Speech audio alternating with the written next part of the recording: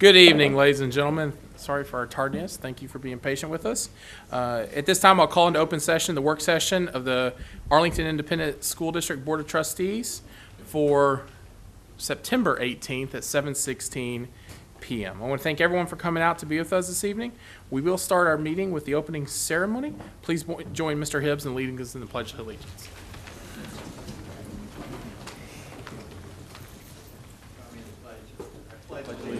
To the flag of the United States of America and to the republic for which it stands, one nation, under God, indivisible, with liberty and justice for all.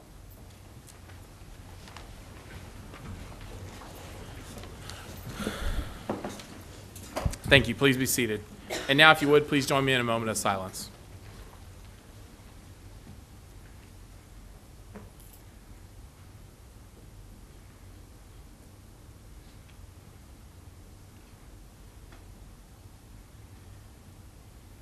Thank you.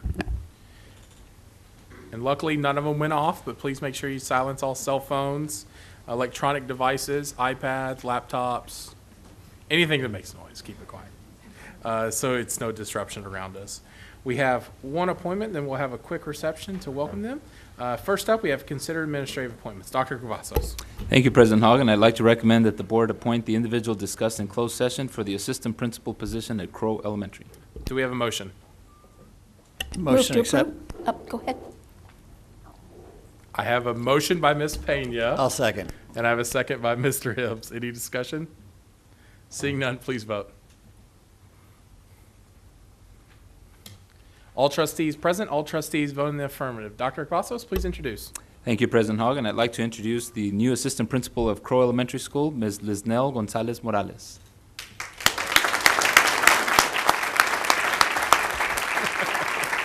Ms. Nell attended at the Inter-American University of Puerto Rico and received her Bachelor of Arts in Elementary Education, went on to receive her Master of Education in Elementary Education, attended Southern Methodist University for her Postmaster of Arts in Bilingual Education, most recently a campus testing facilitator at Webb Elementary, has been a bilingual teacher in Dallas, and has also worked as a fifth grade Spanish teacher.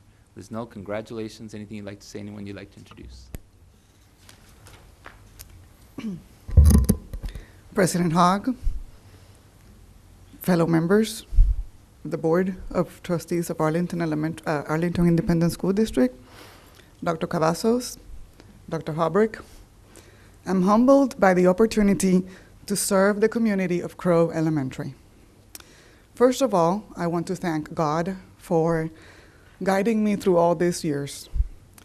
I want to express my profound gratitude to the best long-distance cheerleaders one can have, my parents, sister, and grandparents, who are watching from Rhode Island, Florida, and Puerto Rico.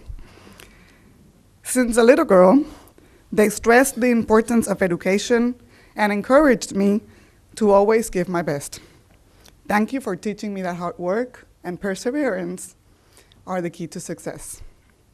My number one supporter, my husband, Carlos,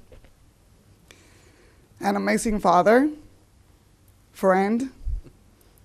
Thank you for loving me unconditionally. The two mothers of my life, my Princess Danica and my handsome prince, Joel. Mommy loves you very much. Miss Raquel Liker, thank you for believing in me, for your mentorship, but most importantly, for your friendship. There are great things ahead for Webb.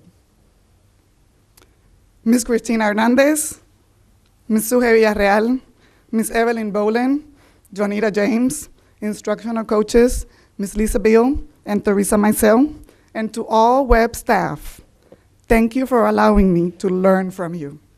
It was my pleasure coming to work every day.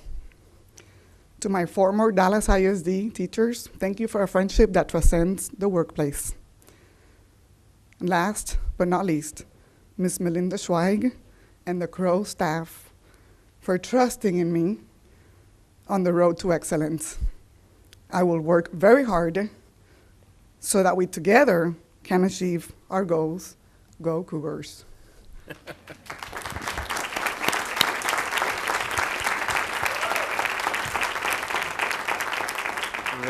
Very nicely said, Lizelle, and I think you win for Rhode Island, Florida, and Puerto Rico for long distance viewing. So our web traffic is going, where are they going? What's going on in here? So, and your kids couldn't be more beautiful. So if, as our tradition, would you please follow Mr. Kale out there? We will have a receiving line. I know we just started, but we will have a short reception to welcome Liznell into her leadership position. It's 7:22. We will approximately try and be back right around 7:30.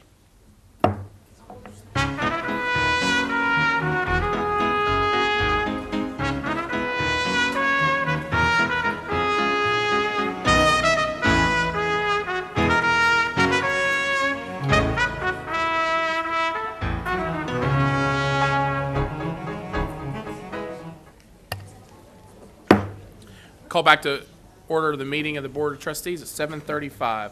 We'll move to our first action item. Consider appointment of individuals to the Citizens Bond Oversight Committee. Dr. Cavazos, we'll kick it off to you and then go to committee. Thank you, President Hogg. And as part of our bond implementation, we will be having a bond oversight committee, a Citizens Bond Oversight Committee that ensures transparency, but also reporting and things like that to the board. So I think the committee is met. Mr. Barron?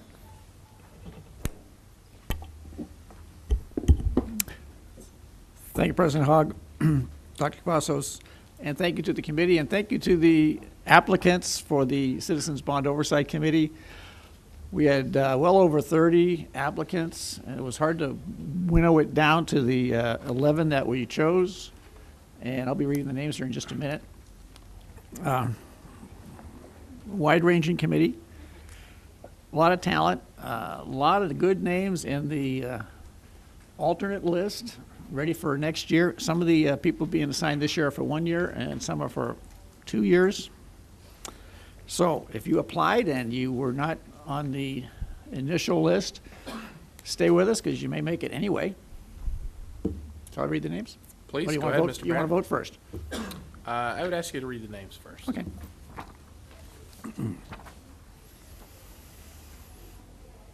Okay, here are the people that have been chosen by the committee for the Citizens Bond Oversight Committee 2014 roster. George Antaki, Faith Bussey, Lindsay Mitchell, Andrew Nash, John Slover, Justin Schappa, Dale Sharp Jenkins, Dan Malone, Tony Pampa, Don Sermon, and Ismail Tahir. The first 5 are the 1-year folks, and the remaining 6 are for 2 years.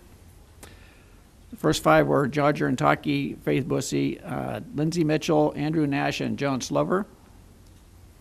And the committee has chosen Dan Malone to be chairperson. And Mr. Barron, who are the alternates?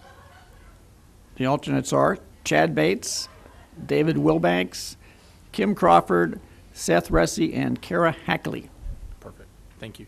At this time, I'd entertain a motion coming from committee. Coming from committee, it does not need a second. Perfect. We have a motion, no second. Any questions?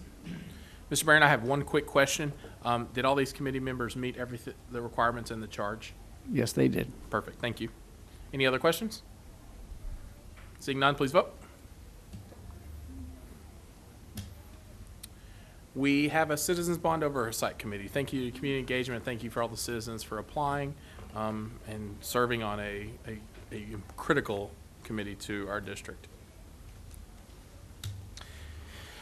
At this time, we'll switch up the discussion as I see a lot of folks in the audience, and I'm sure y'all are here for the bond program, but knowing that all of our principals, what time y'all get up to go to school in the morning, we'll switch it around, and we'll go to discussion item C, 2014-15 Managed Performance Empowerment Criteria, and especially with MPE folks in here, I know how early they probably get to school. So, That's right. Dr. Cavazos. That's right. Thank you, President Hogg. And this evening, we'd like to make a brief presentation about our MPE schools for this school year, and a little bit of history of MPE, but also some lessons learned and how we're going to proceed forward this school year.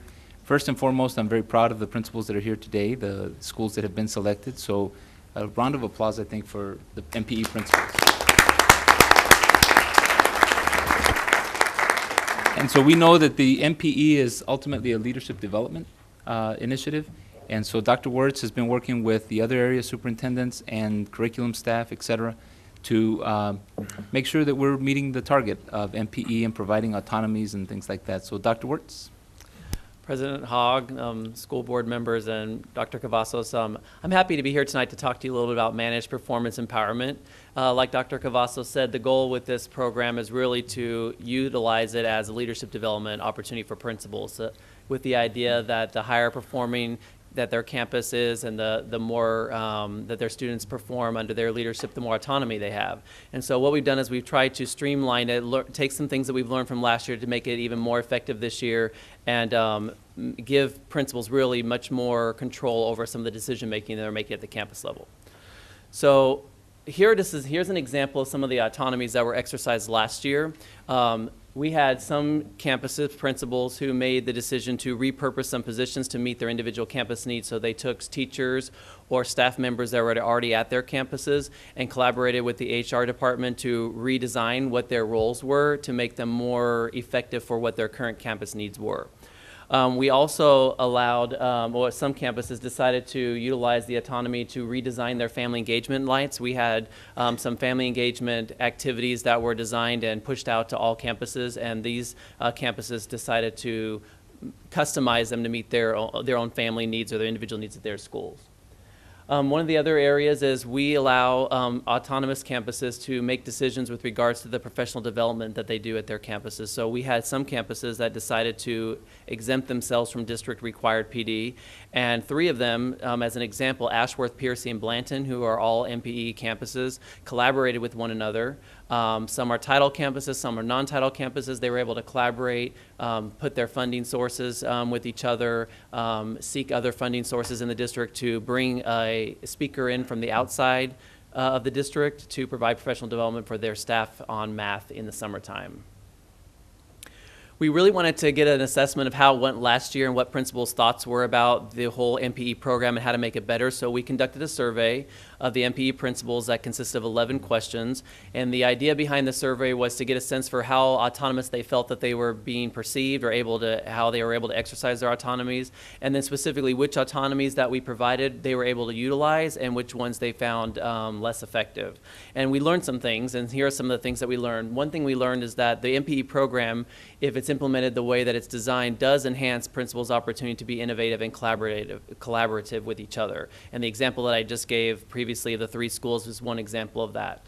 Another thing that we learned is that we needed to do a better job here at the district level to streamline the communication that was taking place when it comes to MPE, so that when MPE campuses decided to exercise an autonomy, the other departments that are impacted by that autonomy had an awareness of what that was and what that actually entailed. Because of that, we feel like we need to refine our definitions when it comes to the autonomies, really help the principals understand specifically what is the autonomy that's being granted, what are the parameters of that autonomy, and how do you actually exercise it so that you can do it so in a meaningful way.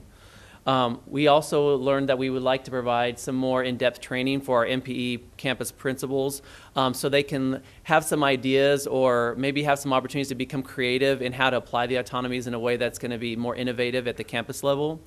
And then also to incentivize the MPE status so that it's not simply a thing that you earn because your scores are strong with students, but it's something that you want to work for as a principal because it obviously allows you as an opportunity to grow and enhance your leadership in your own professional development. And finally, one thing that we talked about is the need to really put some metrics or measures in place to identify which specific autonomies are actually impacting student outcomes in a positive way so that we can replicate our efforts in the autonomies that are working and discontinue ones that really aren't making that big of a difference. So this year, we decided that we would come together as a committee to try to reestablish some criteria that were more streamlined, and this would allow principals 2 things. 1, it would give them something to work for, and 2, it would also give them some clear guidelines as to what you would have to actually achieve in order to reach MPE status. And so we created a rubric, or actually a metrics, that consisted of 3 areas. The very first minimal standard is you have to meet state standards and meet the MET standard rating from the state. That's a minimum expectation, and when we say meet standard, you have to have met standard on all 4 of the indices that you're rated on. And then what we did is we looked at a point criteria that was based on where the campus was falling in comparison to the district average, distinctions, and then safeguards. And safeguards are the state's way of ensuring that specific student populations are being taught to the same level, and that they're all achieving, that we're closing our gaps and that we're meeting their needs. And so they received 1 point for each % on each index that was greater than the district average, at 1 point for each possible distinction that they could have received, 1 point for having 90% of their safeguards met, and then once they met all of their point values, they were also received they were also compared to some qualifiers for their parent satisfaction surveys and their employee engagement surveys. There was a requirement of being at 3.5 or greater, and then the business office had to articulate that there was fiscal responsibility taking place at the campus level. And so here is a graph or of a table that shares with you a little more in numbers about what that looks like. So if you work your way from the left to the right, the first criteria is meeting standard, and then we apply the point values for each of the indices. And I just want to emphasize that we've raised the bar for MPE campuses as far as earning status. And here's the example. In order for you to reach Met standard for the state, you had to have scored 55 or higher. Well, our average in Arlington is above that. The average in high school is 75, junior high is 75, and elementary school is 73. So in order for a school to receive a point, they had to at least be above 75 or 73. And it's the same thing for each of the other 4 indices. And I just think that's important to recognize, because we're really encouraging MPE campuses to work towards a higher standard. It's not just about crossing the finish line, so to speak. And then the total possible distinctions that were available in high school were 6, junior high 7, and then there were 6 available in the elementary school. And then the safeguards were a point each if they were above 90% on the safeguards. And so the total point value that a high school could receive was 10 points, junior high was 12 points, and elementary school was 11 points. And in order to be considered for MPE status, you had to earn at least 60% of the total value that was possible for your school. And so that 60% point for the high school and junior high and elementary are highlighted in the gold. The campuses that are designated this year increased by 6. We have on the left-hand side the 2013-2014 MPE campuses, and on the 2014-2015 on the right-hand side. And you can see we have a high school this year, which is new. And we also have a couple of campuses that were MPE status last year and would have maintained the same status this year, but one of the requirements is that your principal has to stay in place. If there is a change in leadership, the status is taken away for that campus until it's earned the following year. And so Ferguson and Shackelford are not, that's why you don't see them on the other list, but they would typically have qualified. We have some new campuses also in the junior high and elementary ranks. And so, like I said, our total value increased by 6 campuses. The autonomies that each of the campuses will receive are the following. When it comes to budget, they'll have no limit on the amount of rollover funds that they choose to expend. They can decide for themselves how much money they want to roll over from year to year. And they'll also receive discretion on how to utilize funding for district-funded initiatives. So, for example, in the elementary schools, each of the campuses are receiving funding for PLCs in order to do collaborative sessions with their teachers. If you're an MPE campus, an MPE principal, you have discretion over how you use that money, and you may decide to use it for something different. That's your choice. We also provided some autonomies in the area of staffing and hiring.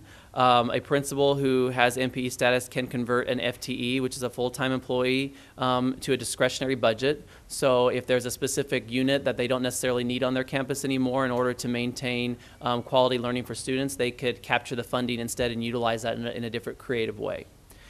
They can change the number and type of staff at a staffing when they go to staffing in the spring. If they decide that their staffing makeup needs to be altered in order to meet kids' needs, they'll have that flexibility to do that. They can define or redefine roles and responsibilities of staff positions under the direction of human resources. And they'll also receive the opportunity to hire external offers on the spot under the direction of HR. So if they go, for example, to a job fair and they find a candidate that meets their individual needs, they'll have the flexibility to make the offer on the spot for that person. For curriculum assessment, they'll have the opportunity to deviate from district-assigned curriculum assessments or academic assessments in lieu of campus assessments. When we say deviate, that means they can choose to give them or not give them, or they can choose to alter the schedule a little bit based on their campus needs.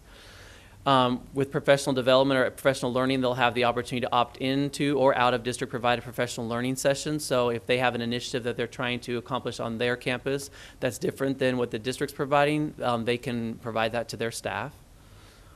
For evaluation, there are some employees that are housed at the campuses that work there that aren't necessarily just at the campus. So the principals are now going to be given at least 50% weight of their evaluation, even though they're typically evaluated by an outside source. And when it comes to school improvement, because they're making gains and their students are doing well, the principals can opt into or out of the CIP approval process. So they have control over their campus improvement plan, and they don't have to send their plans through the area superintendents to have them approved. And then to kind of create some opportunities for them to be creative and to think outside the box, they will also be provided an opportunity to have an additional autonomy that they can apply for, and that can be negotiated and with their area superintendent, and then they can actually implement that at their campus as well. I do want to say, when we decided to implement autonomies, we tried to think of what are some ways to enhance the program. So we looked at other places. Boston Public Schools is a good example. When we went to Harvard this last summer, we interacted with someone there that is from the Boston Public Schools area, and they have autonomies there. And so we looked at their list of autonomies, and we compared ours, and we thought about what are they doing differently than we are. And it was really refreshing to see that so many of the things that they were actually doing, we were doing here too. So that was that affirmed our work, but also gave us a chance to kind of think, are there things that they're trying that we want to try differently? So we tried to incorporate some of those ideas as we went through the review of the autonomies that we're providing. MPE status is for 2 years from the time you receive it. So campuses who are on their second year this year, if they earn their status again based upon the criteria, they'll be reinstated another 2 years. And it always rolls in. For the most recent time you meet the criteria, you get 2 more years. The only reason why your autonomies would be revoked for any reason is if there's significant board policy violations, or if there's a significant drop in the state accountability for some reason students aren't achieving, if there's a break in continuity at the campus level with their leadership, for example, a principal change, or if there's some reason there's a determination there's a decrease in readiness for autonomy at the leadership level.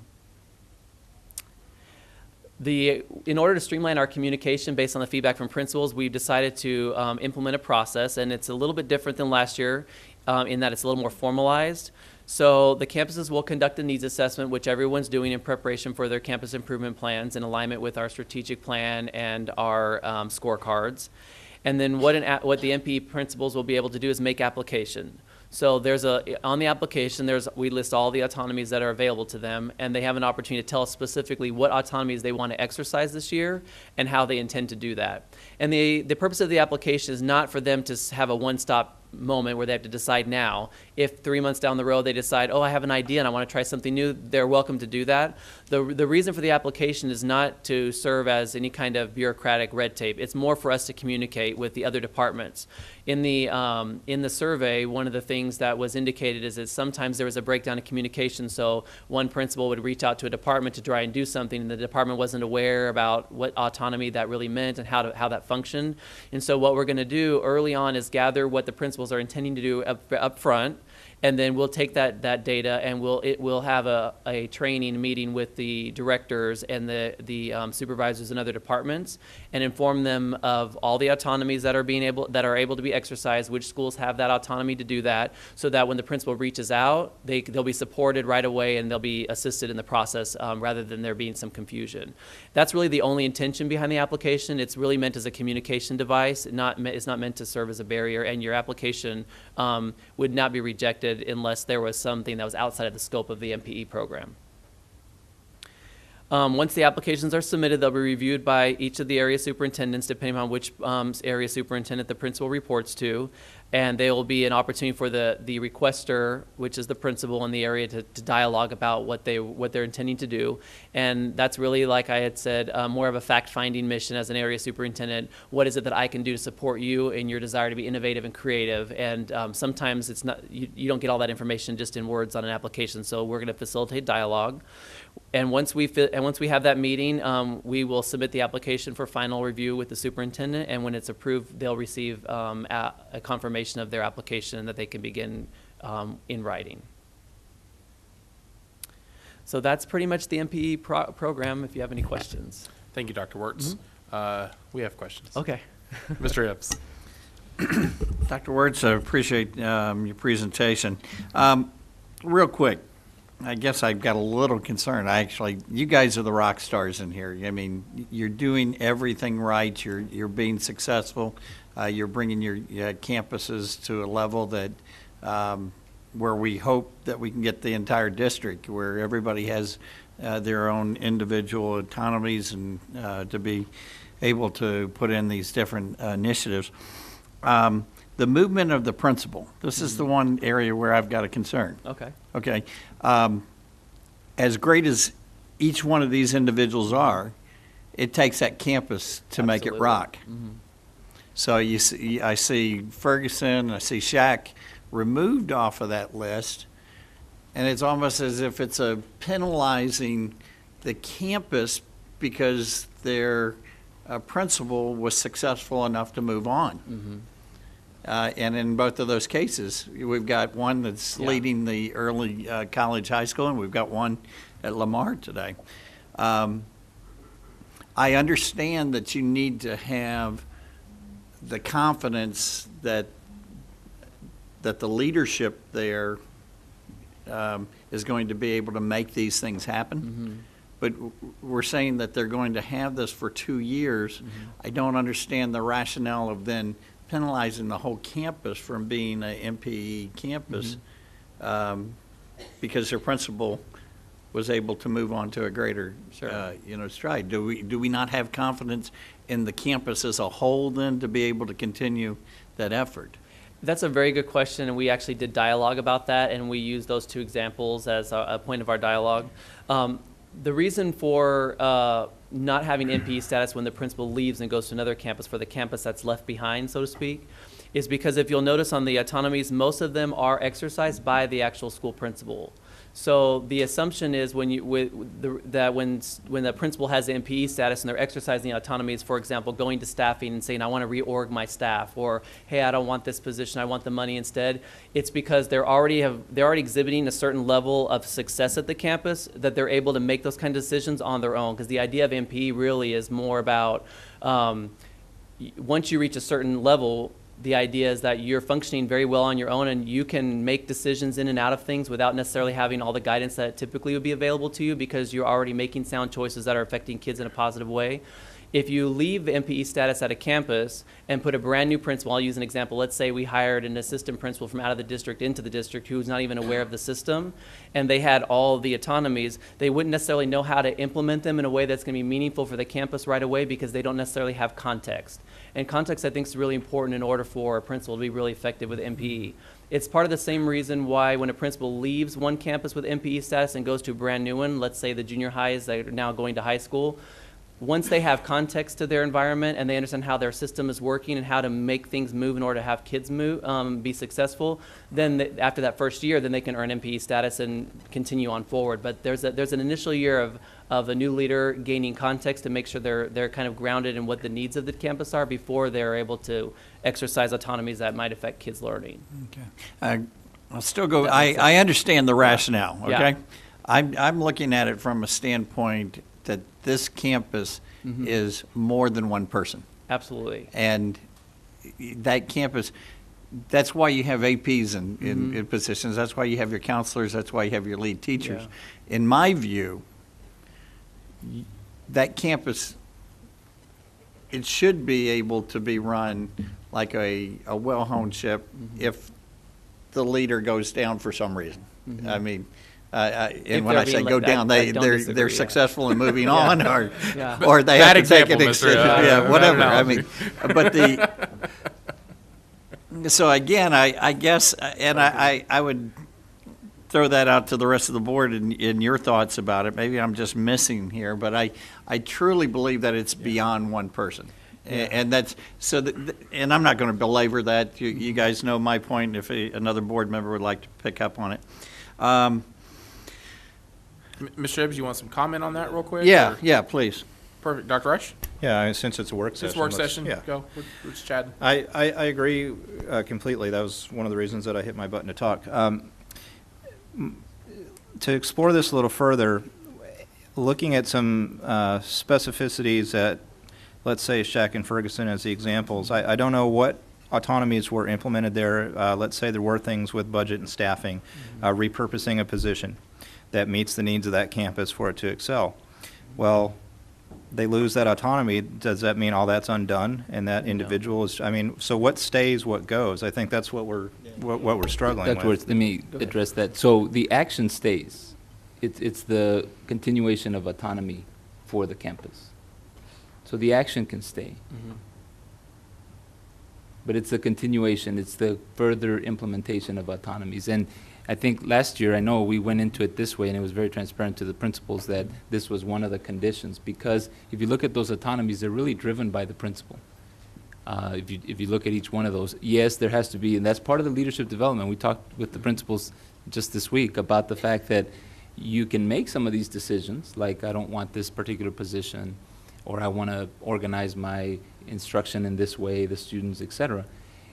Part of the leadership development is that when there is that implementation dip, or when there is that pushback, or things that are not going as you planned, it's really up to the principal to lead them through that change. And so it's highly, highly dependent on the principal. And so the action, and I'll tell you that the actions were, that's why we have lessons learned, because we didn't have as many as the big actions that we wanted on MP in the first year. But those actions can stay. That's our intent, is the actions will stay. But if the leader changes, that they don't continue to exercise those kind of autonomies again, until they earn it again as a campus with the leader. So Once they, and Dr. Rush, so once they put an action into place, that's allowed to stay. And by that, you mean converting FTE, budget changes, things of that nature.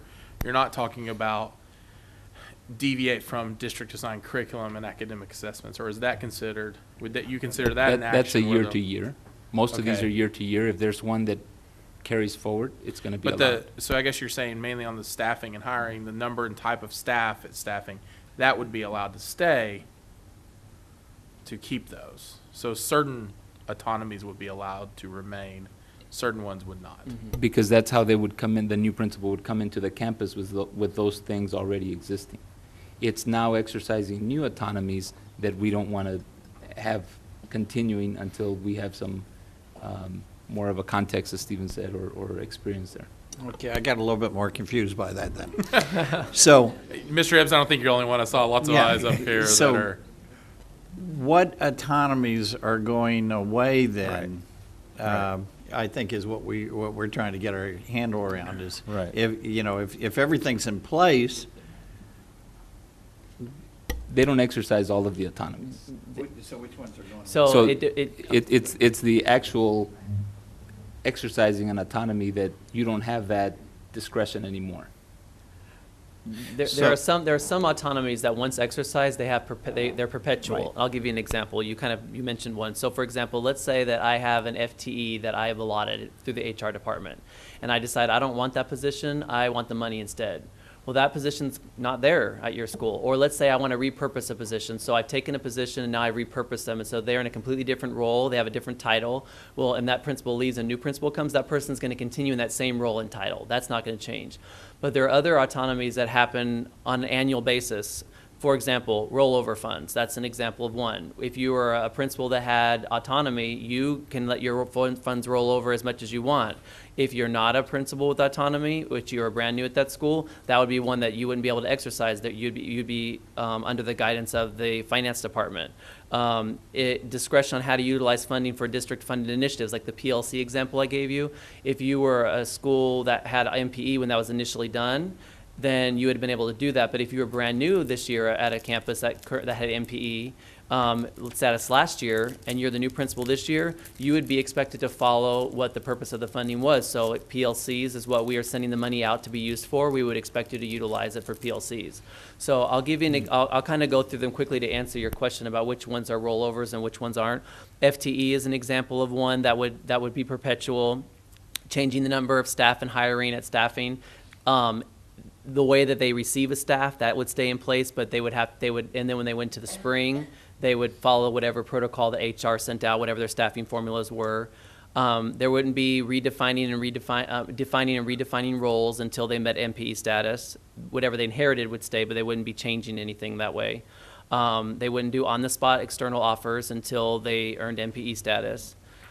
Deviating from the assigned district curriculum, if you were MPE status the year before, in your school deviated, that's fine. If the new principal came on board, they'd be expected to follow the district's curriculum assessments like everybody else. And that's the reason being is because we would utilize those assessments to determine if kids were making progress, and if kids are making progress and they do successfully, you're going to earn MPE status. But that's how we monitor through district assessments. Opting in and out of professional learning, that would be an evaluation. Those would be things that you wouldn't receive as an MPE. And also school improvement. So generally speaking, the ones that would stay for a person are ones related to the staff, because we're not trying to impact people's livelihoods or what they do on a day-to-day as far as their work goes. It's more about the things that are related to annual changes, things that would be annually changed, like funding, curriculum assessments, professional learning, things like that. Does that answer your question? I think it does. And Mr. Hibbs, I think you were going where we're all thinking is, a campus wins it, and while our leadership and our senior leaders on each campus are critical, we also want to make sure everyone still has that. It's a big thing for a campus to win and have those. And I fully agree with your autonomy of if there's a change in livelihood. But on the same note, what are some things of how we can still have the whole staff rewarded even when that principal leaves? Because it's almost like a little bit they're being punished, and that's a terrible way to put it, but their principal's leaving. And their principal got a perfect example. You know, Mr. Hagman at Shackelford has done a wonderful job, and now as a principal at Lamar, well, Shaq's trending on the right thing. So how do we still reward them with some of those MP autonomies? And I think some of these are great things to continue on.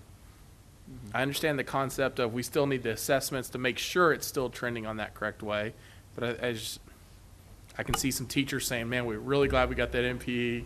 We want it, and now their principal left, and now they have to go back to the assessments when they're still trending the right way. I think that's where we're all trying to get at. Are we discussing? Yes, Ms. Mays, go right ahead.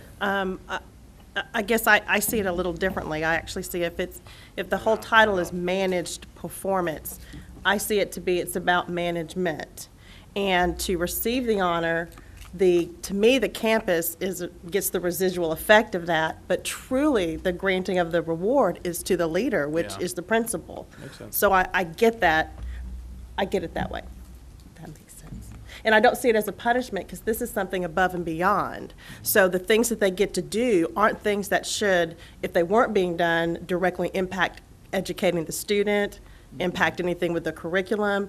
These are things that are above and beyond to give the principal the pat on the back that says, you know what, you've really demonstrated some great leadership qualities, so now we're going to allow you to kind of run with giving things kind of outside of the box. So I don't see if you're not an MP, a principal, where that's taking away or saying something negative about you as a leader, but we're going to recognize if you hit these measurables. So that's how I see it. It's managed performance, so it's about the manager that's doing the performance. I agree with that, Ms. Mays. Ms. Solons, you want to? Thank you. And thank you for your presentation, and thank you all for being here this evening. I know that when we started talking about MPE, we had you in mind, and the idea was, for me, it was innovation and how we could get out of your way and let you do what you do extremely well, and how that we could then use the progress you've made on those campuses and replicate it in other schools and other systems, so that at the end of the day, we're always talking about the job one is improving student outcomes. So last year and the year before, we spent a lot of time as a board talking about what is MPE. And we wrote a policy and we adopted a policy on what it is and what it does, but I'm seeing here the word redefine MPE. Can you be more, I saw in one of the things that said, did I see that right? Redefine MPE? What exactly are we redefining? Not redefining MPE, redefining or refining the definitions. Refining, I saw redefining. Yeah, because okay. what was happening is there was some ambiguity among the leadership about what can you actually do with this autonomy. I'm not really sure. And so we want to be more articulate about what this autonomy actually entails and how do you utilize it so that there's less confusion and so that they're more empowered to exercise it. I think that principals want to exercise the autonomies. Sometimes it's a matter of understanding, like, what does it actually mean, because it's so new. And so we just want to refine our definitions of them a little better so that they're more articulated. And when you bring in something new, there's always a learning curve. Mm-hmm. You know, we go through this, and thank you for bearing with us as we go through and we learn how to implement this in our system. And when I look at what we've done so far, is there something in this MPE autonomies that is, as it's described here, that something that was presented before would be like off the table? Is there anything, autonomies, that proposals that be presented that would be just not considered with this framework? I don't think there's anything that we would just outright say no to. I think the idea behind it is that we want people to think outside of the box. Yeah. And we've had some principals come up with some really creative ideas, and our ideas have never been something that we would be like, oh, we don't want to listen to. We really encourage. It's designed to encourage outside of the box thinking. Now, sometimes you have to help hone the idea down a little bit so that it can be implemented effectively, but there's our intent behind MPE is that very thing. In fact, the very last autonomy is designed specifically for that. It's a special autonomy where they can negotiate it out with the area superintendent. Let's talk about it. And the idea behind that is creativity, that whole idea of thinking outside the box. How can we educate our students in a way that's different? You know, we talk a lot about the end point where we want kids to be, but the journey along the way makes a big difference for kids too.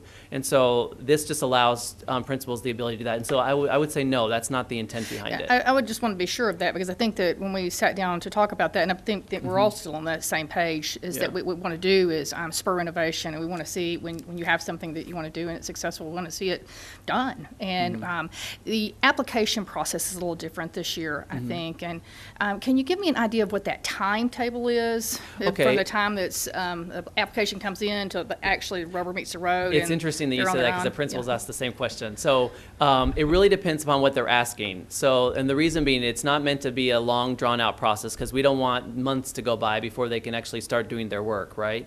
But sometimes it depends on how creative their autonomy is. What we want to do, the purpose of the application is for us to communicate with the other departments to make sure that everyone's on the same page and collaborating to support the campus. And in order to do that, we have to sit down and meet with them. So if they're asking for something that's very creative, that's going to stretch the system, which is what we want people to do. It might take a little bit longer because we're going to have to put all the ducks in place to make that happen, but we want to move as swiftly as possible. So generally speaking, it could be anywhere from like a couple of weeks to, I mean, it's hard to give an exact timeline, but I wouldn't say it's months or anything like that. We want to go as quickly as possible, but the time frame really has to be defined on what they're asking. Typical autonomies that we're talking about here can be implemented very quickly. It's the special autonomies that might take a little bit more time depending upon what it entails. I think it may be helpful. It's just a suggestion that during the year we do a bit of an MPE check-in, kind of on just where we are, you know, an update. I know last year was the first year, and again, thank you.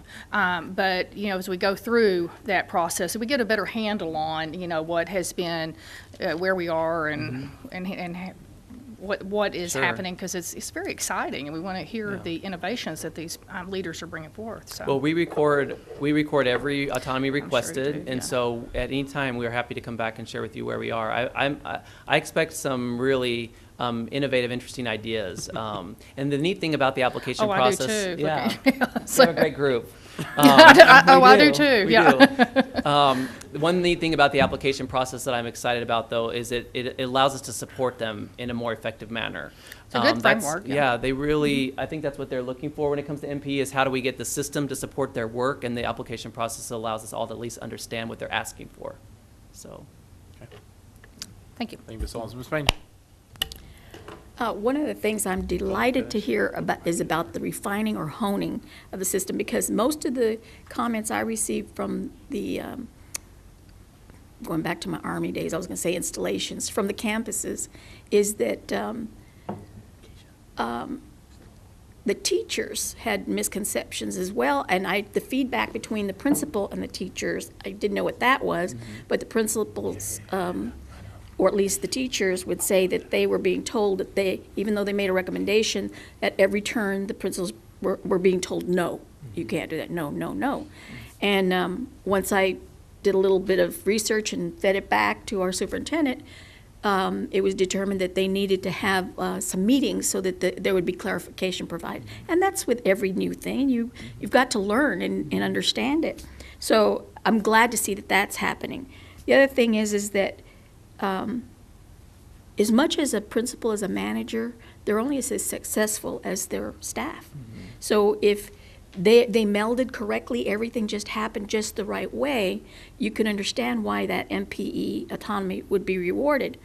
But on the other hand, if the campus is having to step back, what you said was the principal has to step back as well when they move to another campus. They don't automatically get that MPE autonomy. So they're having to see, can they work with that staff?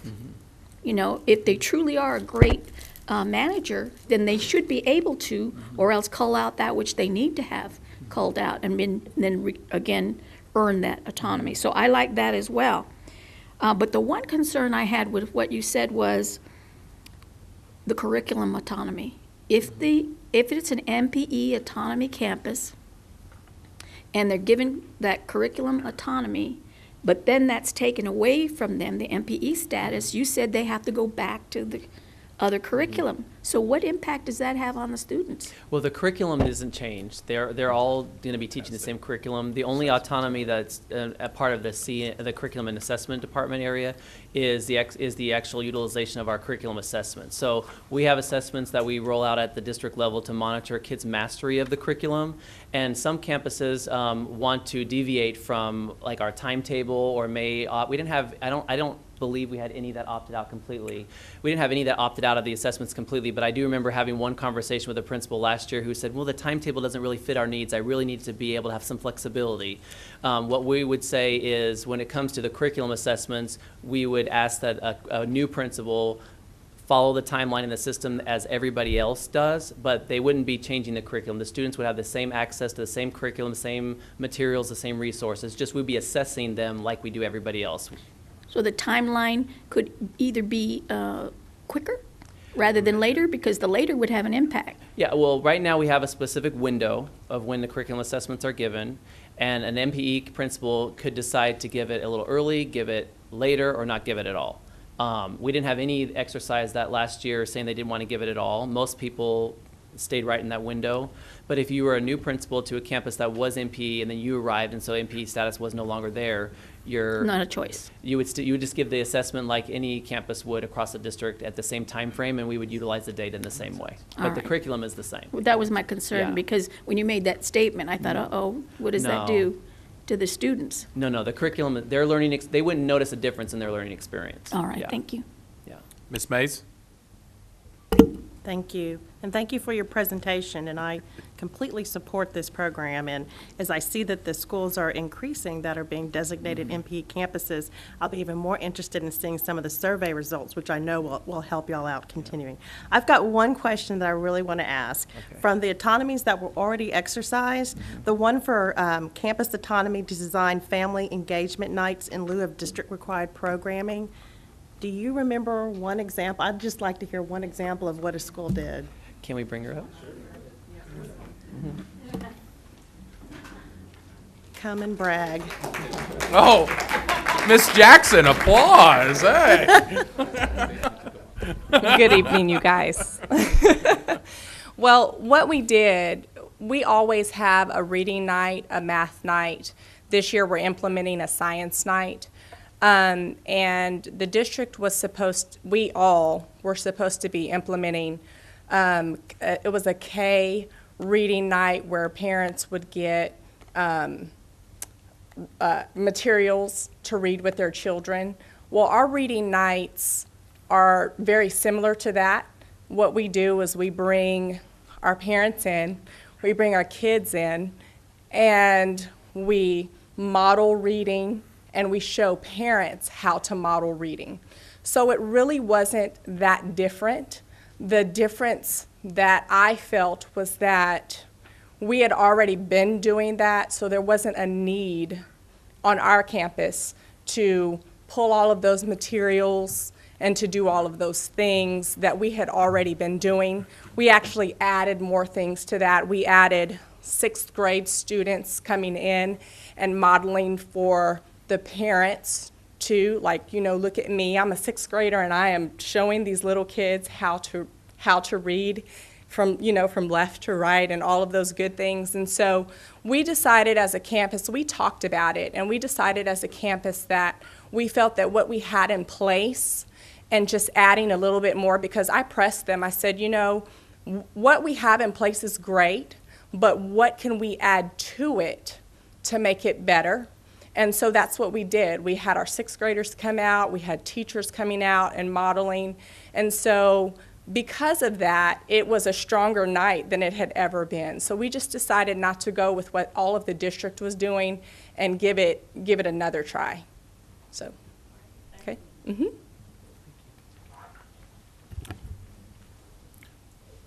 Thank you, Ms. Jackson.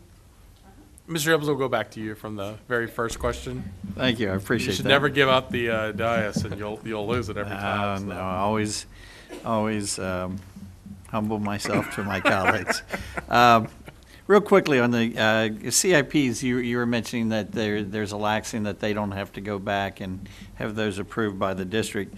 A few years ago, my colleague, Ms. Sullins, and I read through every one of the CIPs, and I remember you found mentioning that last year. found them to be quite interesting. But We'll keep mentioning it. I am absolutely sure that because of the capabilities of these individual principals, not that they have to do any mentoring, but taking the CIPs that these individuals have put together would be a good mentoring tool for our new principals within the district to be able to review. So I think that there's always one of the greatest strengths within an organization is sharing the successes of these campuses. So whether it be with CIPs or whatever, I would encourage those types of things to be shared and use these individuals as a resource. I want to go back to your autonomies real quick, and I'll finish up with that. Under the special projects, was there any special projects that we approved last year? Last year was our first year, so I understand that there was probably some challenges in getting things done during the course of the year, but was there any individual special projects that the campuses brought that we were able to get through in last year's time frame? We had one that came through at the elementary level. Piercy had asked if they could. They were interested in single gender classrooms. Grand Prairie has leadership academies that have been successful, and so they were interested in piloting maybe a small couple of classrooms of single gender classrooms. So we went and observed an academy in Grand Prairie. We walked the classrooms, we talked with the leadership, we talked about the dynamics, how it works, we talked with teachers, students. And this last year, after having parent meetings and dialoguing about what that would look like with the staff, and her staff was very interested, we created 2 sections for that, just in the spring semester, just to pilot it and see how they did, and they did very well. So that was an example of a pilot that she wanted to try, just to see how it would work, because she was trying to think outside of the box about how could we do things a little bit differently at Piercy. And that's one example of a special autonomy that she requested that caused us to stretch ourselves a little bit differently and think in a different way. Did we, in your review back for a year, so we've got that one example right there. Is it part of because you said you were talking about redefining certain things. Do you feel like there was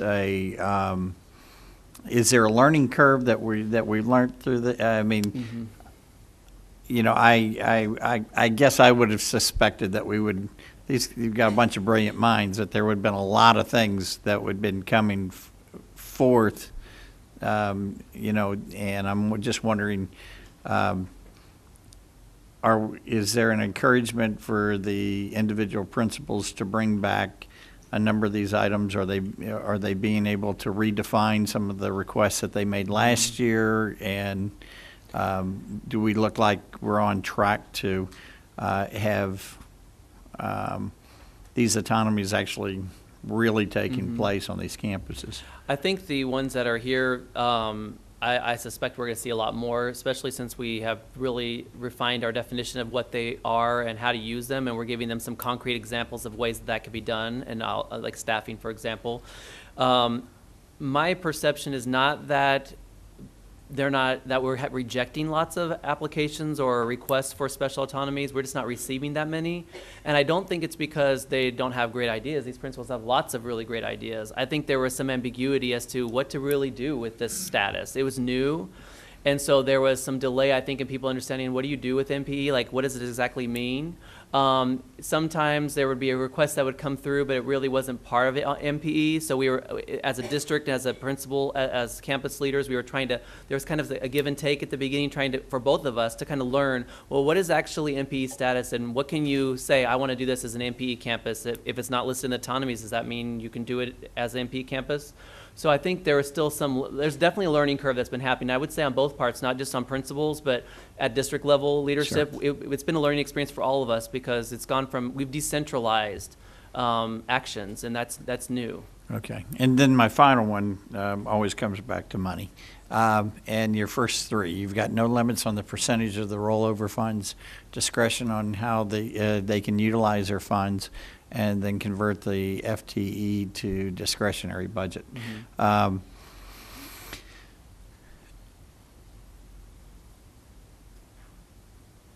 You know, did we learn anything from last year? Because I think that there was some misunderstanding what funds were available, and maybe to the teacher or to the principals of these campuses. And are redefining, do you think those measurements are clear and understood at this point? I think when it comes to budget, the biggest discussion that's come forward is the difference between a Title I school and a non-Title school, meaning Title I schools have access to different funding sources than non-Titles do, and so the non-Title campuses have been asking, so how can we access more funding to do some of our ideas? And so we scripted these autonomies in such a way this year to generate different types of ideas with specific examples on how that can actually happen. So, for example, discretion on how to utilize funding for district-funded initiatives. In the past, it really wasn't written that way, and so a principal at a non-Title school wouldn't know, wow, I have access to PLC money, or I have high school allotment funding that I have access to. I didn't know that I could take that money and convert it into something completely different. And so another example is going to staffing and deciding at your staffing, you know, I know you give me this, you have this person slotted for my school, but honestly, I just don't need that position. I need the money instead. That wasn't something that was clearly articulated last year, so I think that's where the biggest hang-up was when it came to budget. I don't think it was so much that people weren't accessing their MPE status with the budget. I just didn't know. I don't think all of us had a real conceptual understanding about what that would actually entail and where the funding source is going to come from. Okay. So I think that's better this year. You know, Chad has his granting process for technology. Mm-hmm. I think that it would be a interesting opportunity proposal for us to see if there's some granting opportunities for these schools to be able to do certain initiatives. Mm-hmm. And you know that would be something that I think that we should investigate and explore if there's some of those dollars that we can free up where they can apply for these grants with these special program. So I would be interested in hearing back what opportunities we have, as we move forward with this. With that, I'll relinquish the mic. Dr. Rice and Mr. Barron. Thank you. Several questions. Let's see. On the special autonomies, while we're on this slide, what is the timeline for that? It's just whenever, right? I anytime. mean, the application, obviously, you got to do the specific ones that they're going to look at doing. Well, the application But really the doesn't have. special one, it's going to take them time to figure it out. Yeah, right? and the application really doesn't have any timeline per se. The only reason why there's a deadline for the initial application is so we can get the ball rolling. Yeah. Because we really want to encourage them to exercise autonomies, and sometimes what we learned last year is because there was a lack of communication, we kind of got stuck. So months would go by and we wouldn't really see any requests coming through, and we really want to encourage the requests. So you're right. Anytime they make a request, it will be considered. It doesn't have to be within a specific time frame. Yeah. Okay. And again, while on this slide, you've articulated some that are refinements. What on this list is a brand new thing compared to what we had last year? Okay. For example, discretion on how to utilize funding for district-funded initiatives. That's new. A lot of the staffing is new. For example, on-the-spot hiring is new. Changing the number of staff and the type of staff at staffing. That's new. We've always had converting FTEs to discretionary budgets. Just there's been a little more description about when that can actually happen. Right. And then the school improvement principal opting out of CIP process is also new. Okay. Okay. And I would take it that some of that's what you learned from Boston. Some of it, yeah. Yeah, that's good. Very good. And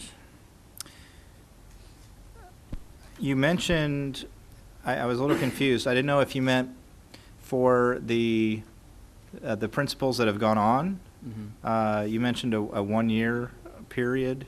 Was that for those principals? What was the 1-year thing? 1 year period is for any principal. So, for example, every year, every principal in the entire district is reconsidered for MPE status, right? So if you already have MPE status and it's your very first year and you earn it the next year, you get 2 more years extended. So it's like your contract, so to speak, is always extended. Does that make sense?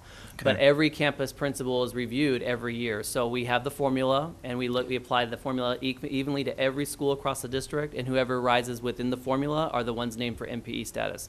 But what I meant for 1 year is if a principal currently had MPE status and they went to a new school, they would have that 1 year to work in that context, and then they would earn status the following year if they earned it. Does that make sense? So for those that have already been rewarded, so to speak, Mm-hmm. as an MPE principal, they're able in 1 year versus the general rule is you have to be there for 3 years for that campus stability? No, you don't. No, there is no rule. Was that what it was last year? I thought there was something like that. No, Where there's we- never been a time frame for how long you Oh. had to have been at the school. You just have Okay. but after 1 year of service there, you're at the end of the year when we consider everybody, you're considered. Oh, It's just okay. we roll out the names of MPE campuses. We apply the formula in late summer, and so if you're a new hire, you wouldn't be considered that year. You'd have to wait your year of service, and then we would consider your campus. Huh. Okay. Okay. And I guess let's go to the next slide on the duration. Autonomies may be removed due to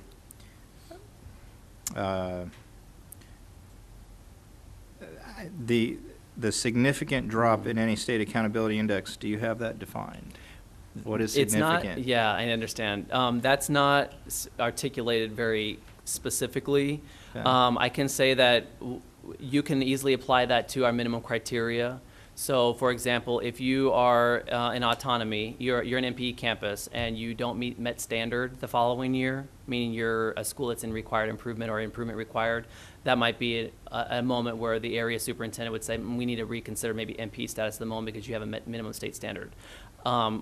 Without speaking out of turn, that's a general idea, I think, of where we're kind of headed. I don't think there's any intention for us to take MPE status from a campus who experiences a little bit of a dip, because we know the research says there's an implementation dip, so we don't want to discourage innovation. So if a principal decides to apply and try a brand new creative autonomy and they experience an implementation dip, we want to encourage them, support them, because we Right. always know that typically it gets better. But if, for example, a school has MPE status and the student scores drop significantly enough that the state becomes involved, that might be a moment where we would reconsider whether we need to get involved. Okay. Okay. You had, go ahead. Just ask that question. You said that actually for the MPE schools, we're looking at the district standard, not necessarily the state, because the district standard's higher than the state. Correct. So are we talking about, what is our measurement then? Or is our measurement state standard, which is a lower standard, or is it the district standard? Well, we do both. The very first measure is Met Standard, which is state standard, and that's the minimum threshold. You have to get past that first in order to be considered for the other formula criteria. And so once you meet Met Standard criteria, then we add points. Then we say, okay, now you met points, now you met Standard, now let's apply the points. You have to earn at least 60% of the points, which raises the bar. Because the next values of index 1, 2, 3, and 4 distinctions and safeguards are based upon district averages. So index 1, for example, in high school, is 75 is our average here, but the state standard is 55. So in order for Seguin to have been accepted as an MPE campus, he would first have to meet standard, meet the minimum threshold, and then we'd say, okay, every high school that meets minimum standard, we're going to consider you, which we did. All high schools were considered, except for one. And then as soon as that happened, then we moved to index 1 and said, okay, does he earn a point for meeting 75 or higher for index 1? Did he meet it for index 3? Did he meet it for index 4? And we added those points, the points up for his school. And if he was at least 6 points or higher, then he was considered eligible, and then we applied the other standards at the end. So it's almost progressive. You have to meet the minimum threshold first, and then we consider you for the point system. But we take both into consideration, the minimum state value as well as the raised district standard. Okay, and in the reverse also, Mm-hmm. if you're taking away. If we were taking away, it would be what I said earlier. If you, for example, if you just didn't meet state standard, which means you're an IR school, you would be disqualified from the very beginning because you didn't meet state standard. Yeah. And I guess, so while we're on this slide, the thought process that you had to go through was probably quite complex in determining these thresholds. Can you explain to me how, not the whole process, but how you kind of fell on this level, this range, versus making it too hard or too easy to achieve this status? The goal of MPE, our goal is we want to try to increase autonomies at schools. So we already went into the idea that our goal this year is we would like to see more schools meet it, but we also want to have a rigorous standard. Because if you don't have the standard rigorous, then the MPE status doesn't really do anything, Right. and you're awarding autonomy to schools that aren't necessarily being effective for kids. So we had a committee that met together, and we started looking at our measures, and we identified, well, what would happen if we added if you had to have 70% of the points? How many schools would that actually grant autonomies to? If you went 80 or 50, what would it look like? And we kind of tried to find the spot where we thought was fair and also rigorous. We noticed that, for example, when we dropped, when we went up to 70%, we had schools that would fall right off. For example, we'd have certain schools that would fall right off, and so we thought to ourselves, we wanted to make it achievable, right? Yeah. Which one of you would that be? Right. Keep going, Mr. Word. Yeah, right. Keep going. Just move on.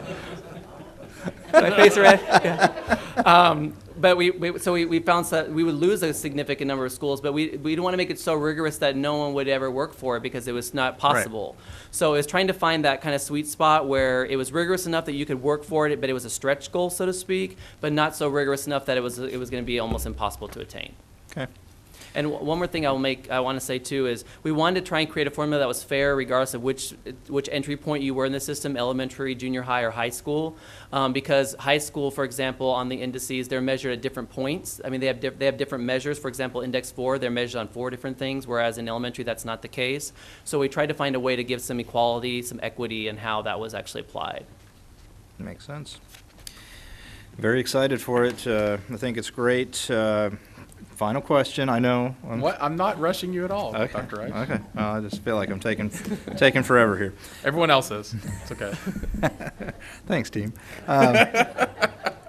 On the lessons learned slide, you have incentivized the status to foster increased achievement. And I don't know if I truly understand how is it incentivized? Well, that's the thing we're trying to learn how to do. Okay. We learned that last year, because there was some ambiguity on the autonomies and how to use them, that there wasn't a lot of incentive to try and be an MPE campus because, if you don't really know how to really utilize your autonomies, then you're like, well, I can do this without being MPE. There's no need. Yeah, right. So we tried to find things that we could give autonomies that we could apply to the principals that would actually incentivize the need or desire to be an MPE principal. So, for example, I'm just going to take a risk and say that, think of one that I can give you an example of. For example, discretion on how to utilize funding or opting out of the CIP approval process. Those are examples of things that are incentives to principals. You know, if you I'm know that seeing you heads can, nod. I Yeah, think those yeah. were good choices to pick. So if you know that you could receive funding from the district that we would normally say you have to use with PLCs or for your high school allotment, and now you as a principal who for all these years have had to do it that way, and now you have the autonomy to do something different. Now there's some incentive. Now you have things you can do things with. So that's what we tried to learn. We looked at our autonomies. We looked at what they were saying. We thought, you know, maybe we're not making this significant enough. We're not really giving something that's really Yeah. useful to them. Yeah. Yeah. I really appreciate all the time in this whole process, and when we knew doing something new, we were going to have some hiccups and bumps in the road, and we were on a total uncharted territory. And I know, speaking for my colleagues, when we codified this in policy, these are the directions that we were going for, and it's great to have the refinement, the articulation, and I'm sure you get lots of feedback from our power That's the team goal. here. So thank you very much for everything. No problem. Thank you, Dr. Reich. Ms. Pena. Okay, mine's real quick. I just want to tell you that you have exhausted me, watching you with all this sorry. and such energy. I think that we have the right person on this because you have such energy. I can feel my ears burning now. Your face is dark as a Yeah. tomato. And I looked over at Dr. Cavazos and he had a big smile on his face watching you as well. So I'm ready. Because this is mild. He toned it down. We're on public TV right now, right? But your They would excitement is totally evident. disagree with you, by the way. He should be tiring you all out, just watching him. But thank you for all the energy you put No into this, and it's problem. obvious you know what you're talking about, and you know, very knowledgeable on the direction we're going, and all the things I was concerned about initially last year. Y'all are working on them. Happy about it.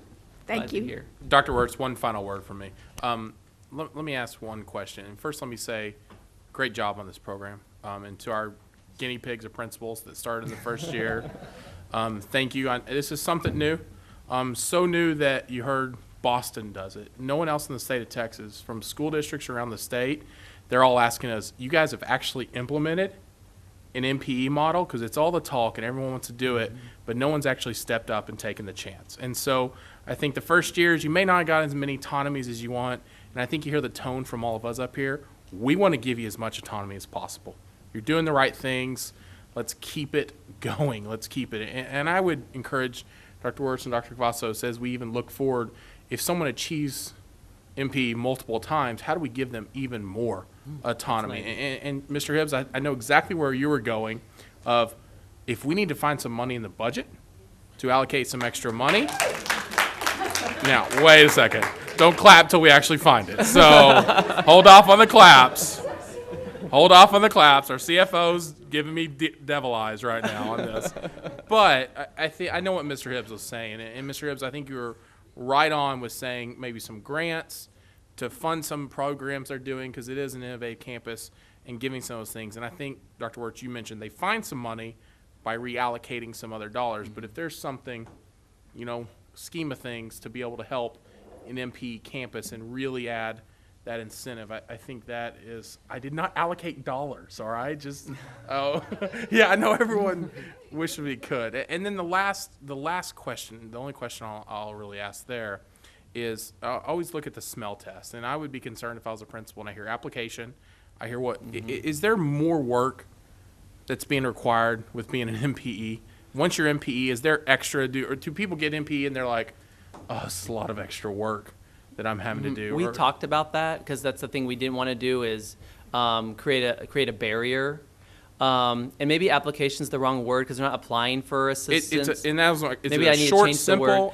It's check the box. This is what I want, and then you can give us. We basically just want a few lines of what you want to do because we're gonna utilize that to form the foundation of our conversation with them. So, for example, if I'll use Ashworth, when she does her application, I'm gonna sit with her. She's gonna give me a brief description, but then I'll have context of what we're gonna talk about when we're there. But you're not applying like you would typically apply for something. It's more of an information, like what is it that you want to do, and we'll be able to tell you whether it's something that actually can be done, and if it can be, like how do we rally the resources around to make sure it happens. Application may be the wrong word. I just want to make sure it's easier. Some of the slides we were going through, I would have looked and, we've talked about this a lot because it is a lot, and we're trying to give the autonomy. But I would have looked and said, oh, we're requiring more work on them. And that's the last thing you want to do. You don't want to Absolutely. require the more work. And I think the goal is let our really strong leaders that are leading the campus that's clicking, let them click. Let them go on. Let's let them move. And sometimes it gets lost in a shuffle in an organization this large. We have the best intentions, and sometimes things get muddied a little bit with that. And I think I really think the idea of if someone has MPE multiple times, we have to find extreme ways to really reward them and allow them to keep going, because I think it gets harder and harder to keep it going consistently, and it just shows things are working. Let's not mess with them. I mean, we all kind of laughed when we first heard about MPE. Our first thought was they start hitting it and we leave everything up to them, was the first thought. Now we realized that wasn't possible, but I think that's the goal and the intention of where we'd like to go and give them that autonomy. So I think it's a great program. Thank you for being our test subjects in year one. Hopefully year two is really impactful, and let me tell you, we're talking about it around the state. It's a big talking point. We have people ask us about it, and they say it really works. What are you guys doing? And we said we're learning through the process of how we're doing this. So I think it's a big honor, and I'd like, if there is some way also, I think you find a way to expand, but also make sure the schools are really recognized. I know their peers recognize them as other leaders, but make sure other campuses know that's an MPE campus. And with that, Dr. Wirtz and all of our principals, all of our MPEs, principals, thank you so much. Congratulations once again. That's it. Thank you.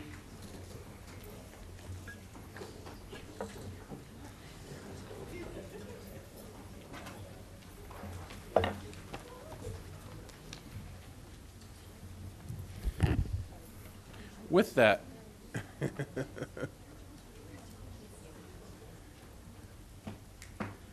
you're right, Ms. Owens. That's all right. In the future, we'd like to recognize, maybe we recognize them at some other event that we do. Maybe even more importantly, I know you've probably already done it at a principals meeting, but maybe some of us show up to a principals meeting and really recognize them.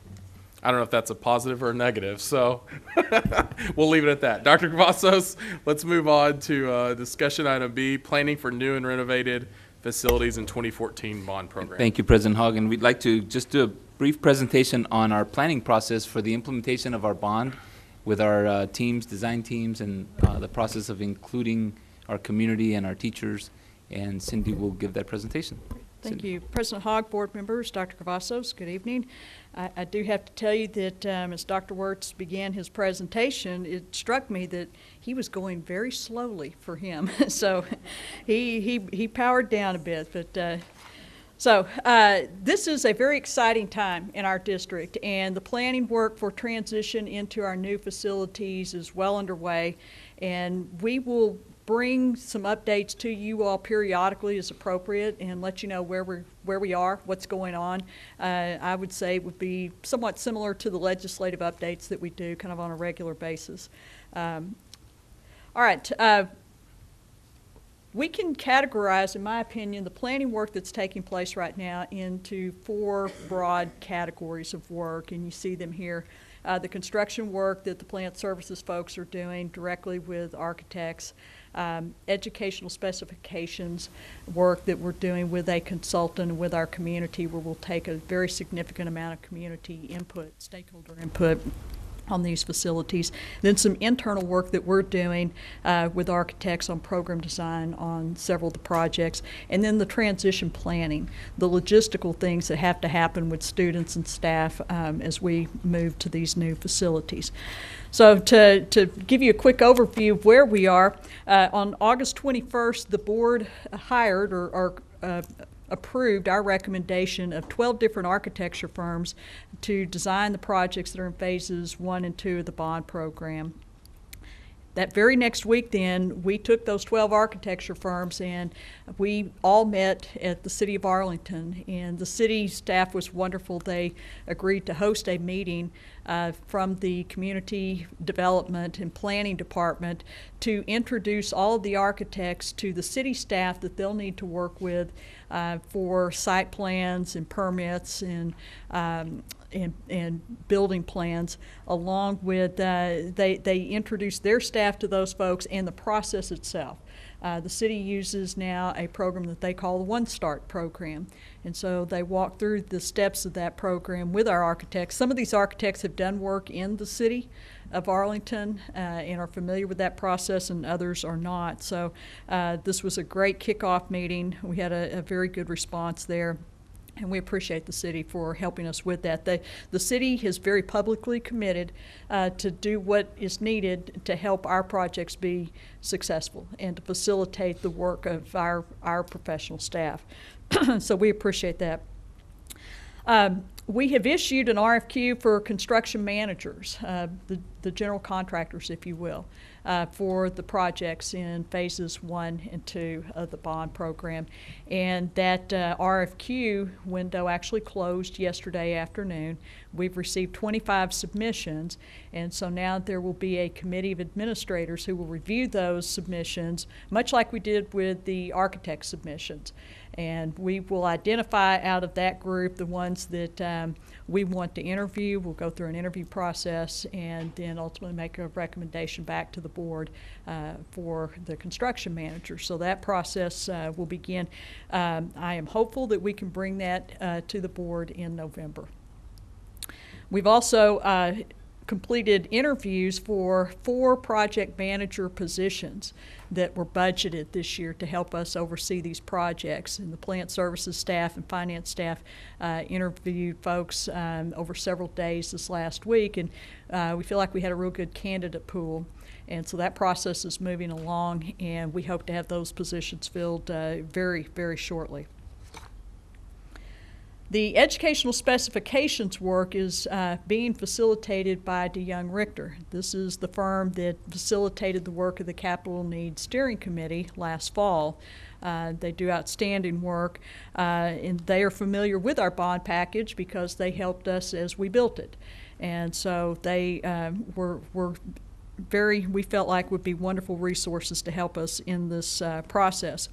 We've had 2 meetings with them to plan for planning, if you will, mapping out dates for some of the committee work that will now take place, where we take stakeholder input from teachers to administrators to community organizations to parents and students even. And we'll talk about the dates and more specifically about what goes on in that planning process in just a moment. But the projects that you see listed on the screen are the particular ones that they're going to assist us with. And I guess I'd point out on here that the Career Tech Center and renovating the existing Career Tech spaces will happen as one planning process. And then likewise, the athletics complex and repurposing the athletic spaces in the high schools will happen as one process here. So educational specifications are basically a roadmap, if you will, a plan that the owner, Arlington ISD, hands off to the architect for their work to design the building. And the architects are very involved in this process, I will say too. The ed specs look at the instructional program that will be delivered within the building, and then helps develop that program and then translates that into space needs and facility needs that are required in order to deliver the program. And it looks at everything from types of spaces, spatial relationships, adjacencies, things of this nature, and unique technology and equipment needs that we may have for a particular building in order to deliver the program that we're seeking. So the 3 particular projects that are underway now are the Dual Language Fine Arts Academies, and the Workman Junior High Edition, and the Career Tech Center.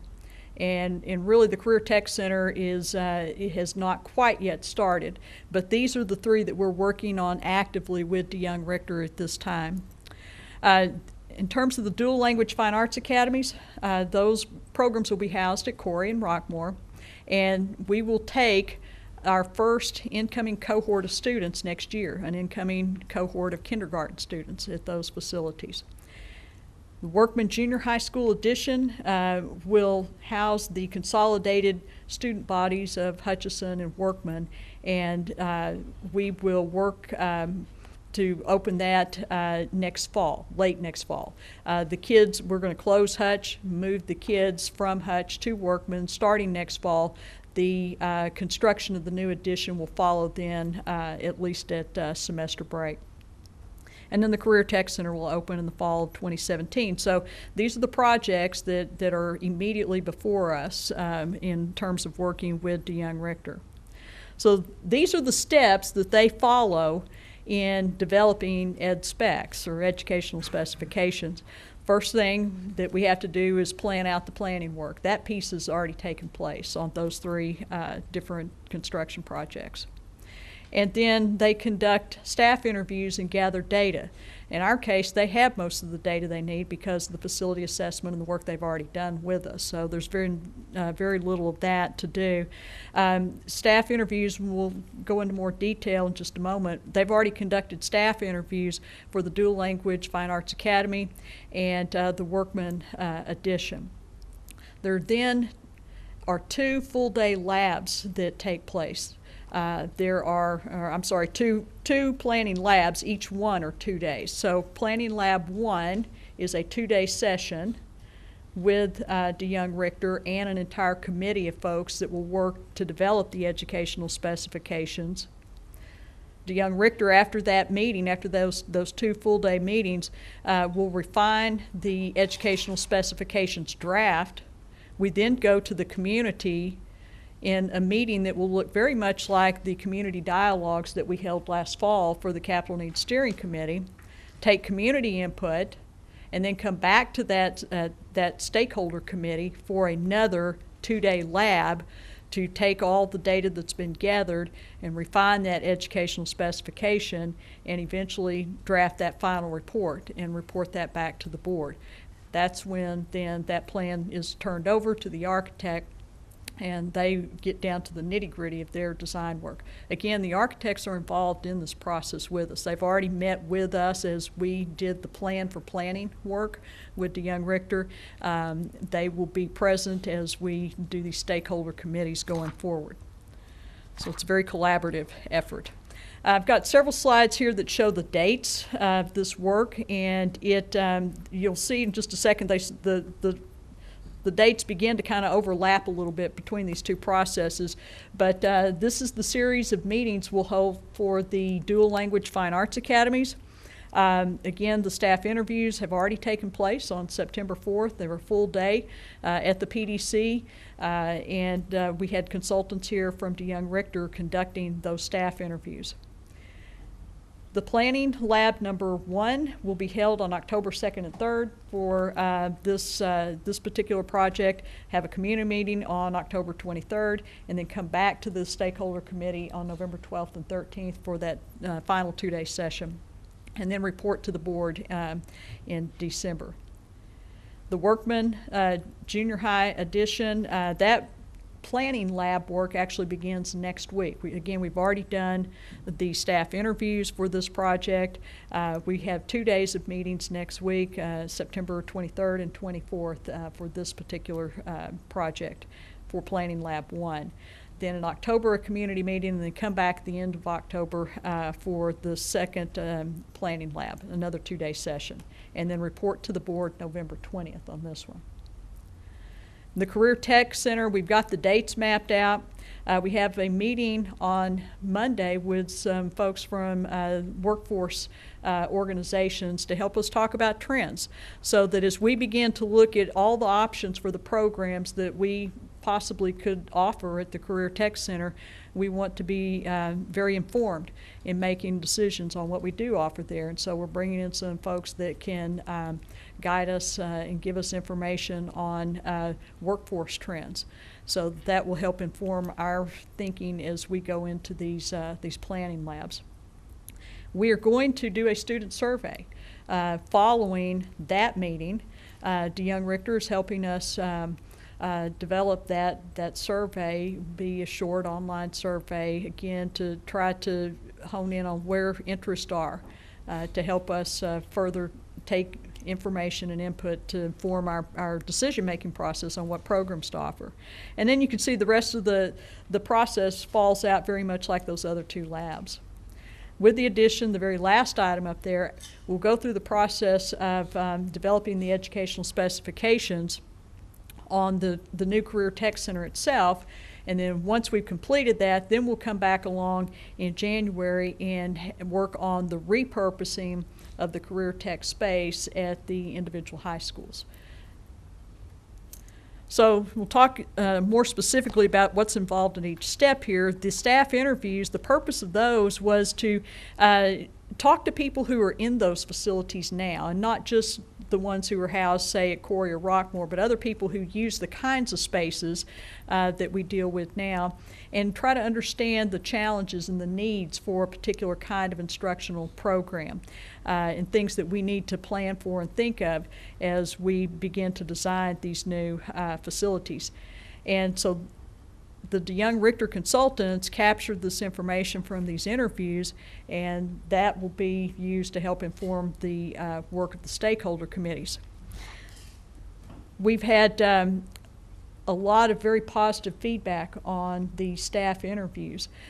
For example, on the Dual Language Fine Arts Academy staff interviews, we had over 80 people sign up to come in during the day and go through a 1-hour group interview with the DeYoung Richter consultants, and we had very positive feedback. The teachers enjoyed it and felt like they had a voice and appreciated the opportunity to be part of this process. I heard the term over and over again that people were enthused when they came out of these interviews, were energetic, and again, very appreciative that they had a voice here. So on the Dual Language Fine Arts Academies, over 80 participants from more than 30 of our campuses. We had high school theater teacher, high school dance teacher that were able to come. We provided substitutes so that the teachers could leave their building for an hour and come to the PDC and participate in this. We had 1-hour group interviews that had roughly 8 to 10 people in them in each one. There were 2 going on at the same time all throughout the day with our 2 consultants. And these were divided by grade level and specialty areas. With the Workman Junior High edition, the majority of people who came for those interviews were the teachers from Hutch and from Workman, and not just teachers, also assistant principals, support staff that came and participated in those interviews. We had over 82 people. We also, though, had individuals from Sam Houston High School and Bowie High School from the IB program in administration, because we want to make sure that the Workman Junior High program is aligned with the programs that these kids will feed into in high school. And again, this one was really, instead of being by grade level, it was by subject area and specialty. And again, we had 2 interviews going on simultaneously throughout the day, and again, very, very positive feedback on those. The planning labs that begin next week, the first one being with the Workman Planning Lab, will have approximately 50 people on the committee, on each one. We have published online a very brief little application form where parents could sign up to participate in a planning lab. We had a Google form, an internal document available to staff for them to sign up and express interest. And so we had very good interest in both these planning labs that we've got set now, the Workman and the Dual Language Fine Arts Academy. So when we get to day 1 next week, the first thing that the consultants will do is lead us on a discussion to define the desired outcomes, educational program outcomes of the Workman facility. that Workman program. And then they'll discuss programmatic and space needs to help deliver that program. So they will then take the information from that planning lab, continue to refine the model, if you will, or the draft of the specification, and then we'll take that out to the community. And again, that's going to look an awful lot like those community dialogues we had last fall. At those meetings, there will be group discussions. There'll be a presentation on, again, on educational trends and on what we're wanting to do at this new facility or with this new addition. And then the folks who are attending will break into small groups and have discussions on specific components that they'll be assigned. Each group will have a task to discuss or a topic to discuss, and they'll report back out. And again, that information will be captured and will be used to inform the committee's work at the second planning lab. The second planning lab then, we will finalize, if you will, that educational specification with the input that we've gotten from the community meeting. I will go back on the community meetings. Again, like we did with the Capital Needs Steering Committee, we'll have multiple locations. So like for the Workman Junior High Edition, we'll have a community meeting at Hutchinson. We'll have a community meeting in Workman for those specific, those neighborhoods.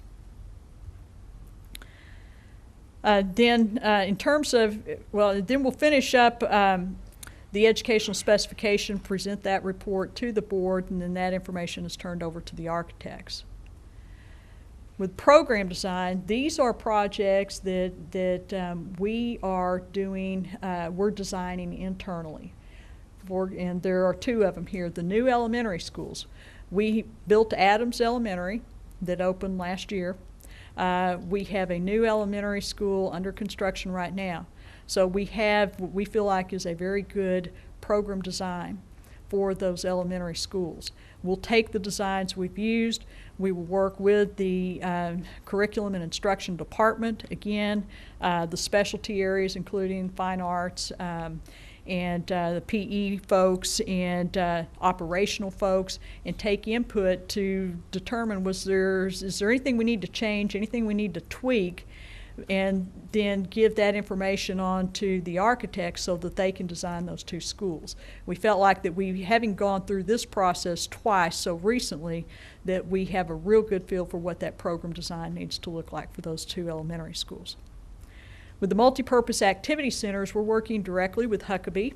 They're the architects that have been contracted for that particular project, and they have experience in doing this programming work with schools, with stakeholders, with parents and coaches and administrators. And so they are leading that process in this particular project. We've already had 2 meetings with Huckabee. We actually had one this morning where we brought the athletic coordinators here to this room, and we had the project architect from Huckabee here, and we talked with them about the planning process. And we had a very good discussion about the things that they will need to consider. We gave them some homework, basically, where these athletic coordinators will go back to their campuses now and engage their coaches. And by sport, they are to identify locker counts that are needed and specialty needs that they have. And then beginning, I think it's week after next, Huckabee's folks will go out to each campus on a schedule and will be there basically all day. And then they'll bring in each of the coaches from the different sports, and throughout the day they'll go through a discussion with them to articulate those needs that are unique to the individual sports, to help us again begin to build that program from the bottom up, if you will, or the ground up, from the very detailed level up. In the end, those 6 multipurpose activity centers, it's our intention that we have a common building footprint. So it's got to be something that works for everybody.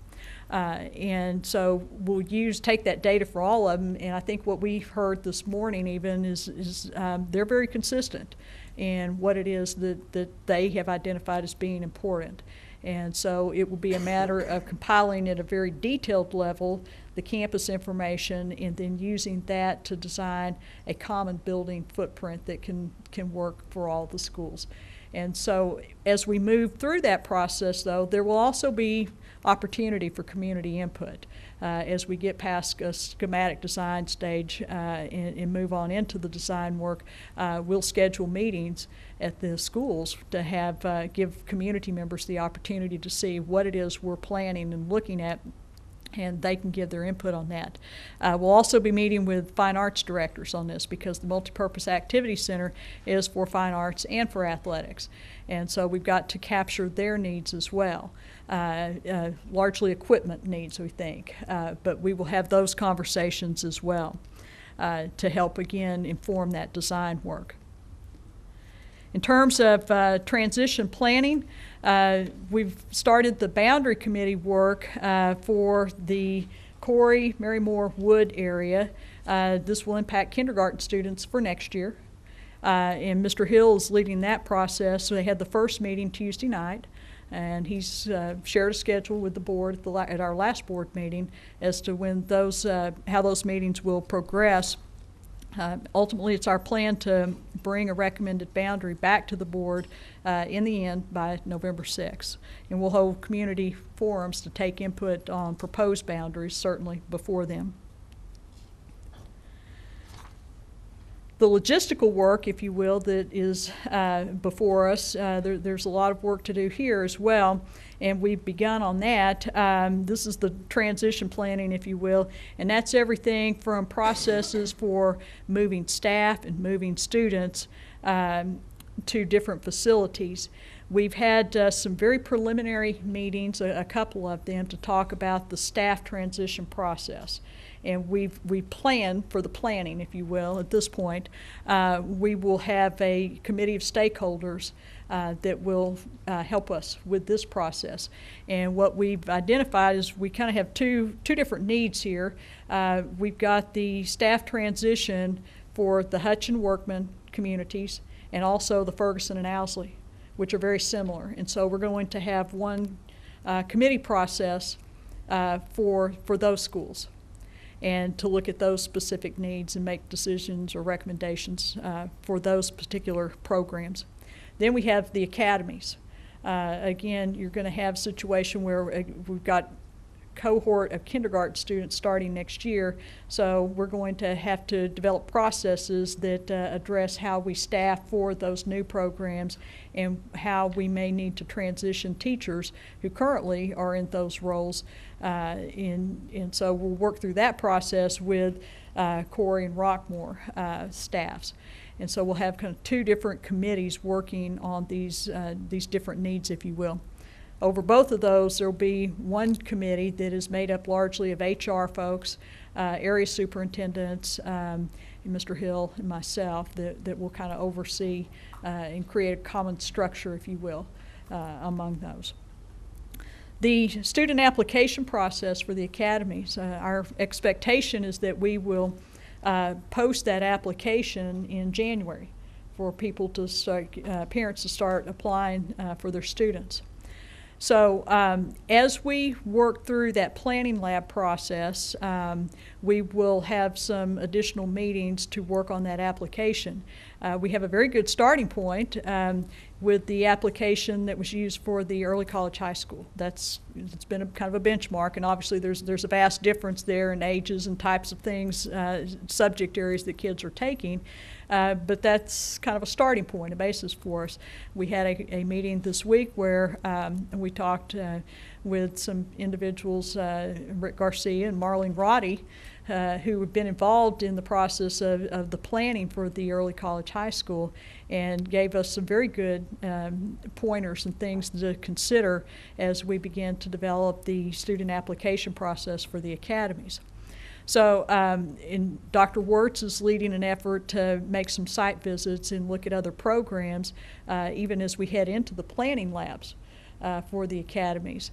And likewise, then Jeremy Earnhardt and Lynn Wynn are making visits to some other programs in different places to look at programs that are already up and running. As we go to these, one of the first things we're asking them for is their application.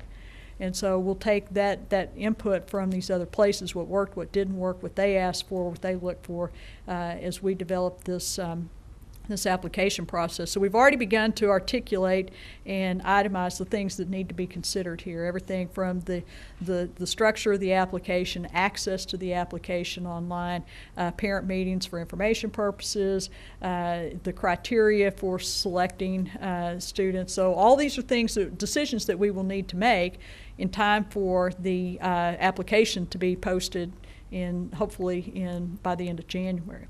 So those are the big things we're working on right now. We will also, as we move along, be talking about the specifics more down to the level of parent and student about moving kids from Ferguson to Owsley and Hutchinson to Workman, and then the newcomer and venture students who will move into Ferguson, into that facility.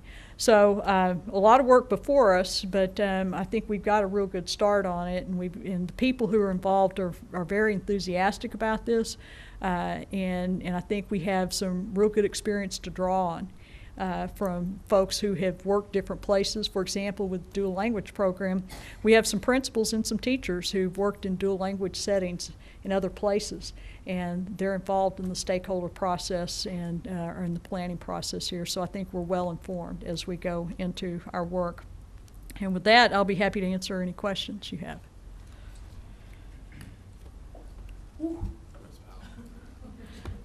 Just a little bit of work. I've been sipping some of Dr. Wirtz's stuff. Yeah.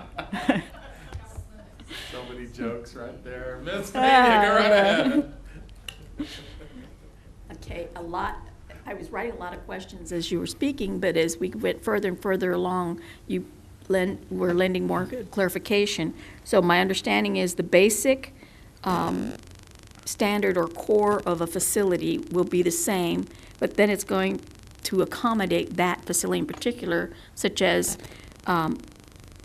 portions being larger at Martin and Bowie than at Seguin, excuse me. It will be to the extent we can, a very common footprint. There may be some slight variations for the size of the school. Maybe, a good example may be Seguin. It may have fewer students than another school, but it's going to be generally it's going to be the same building footprint and allow for the same kinds of spaces inside.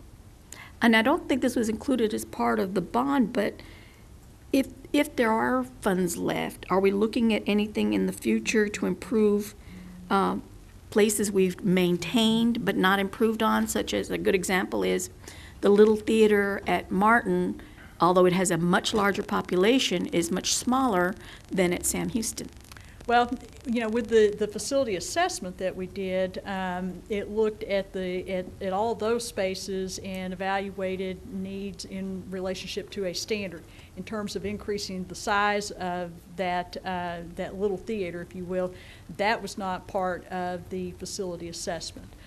Certainly, as we move through the bond program, if we have surplus funds, we can prioritize additional needs for those funds, and the board can determine how they might want to I love use what those was funds. done at Sam Houston. That's a really nice facility, and every opportunity when I go there, I ask the students if they think they have a better facility or if they think Martin High School does. They always say Martin does, and I tell them, no, yours is much better.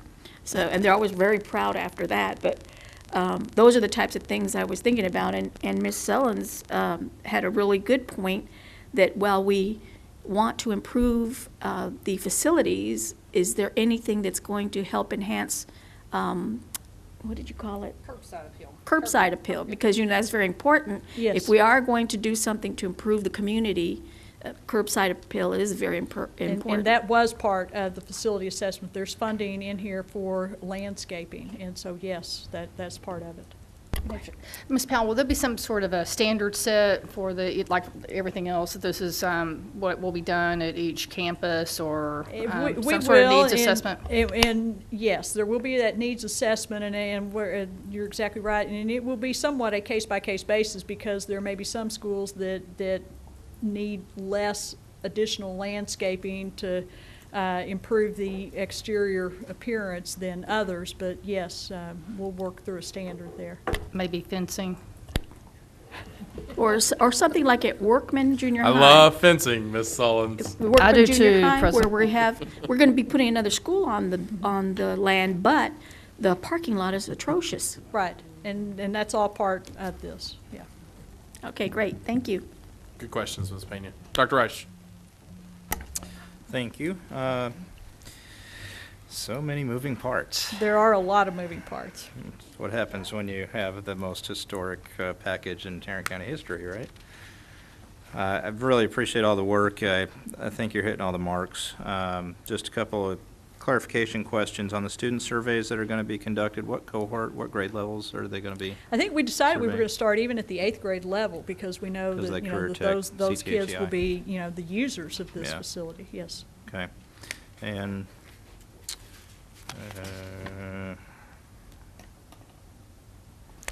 on the multipurpose activity centers, are we doing anything with the fine arts folks at Yes, those facilities? and we Okay, 'cause are. I heard coaches, I didn't. Right, and oh, I you got to said the fine end, art. I Okay. did mention, yes, we're meeting with the fine arts folks, Okay. and I think that probably what they will access most in that building will be the field. Right.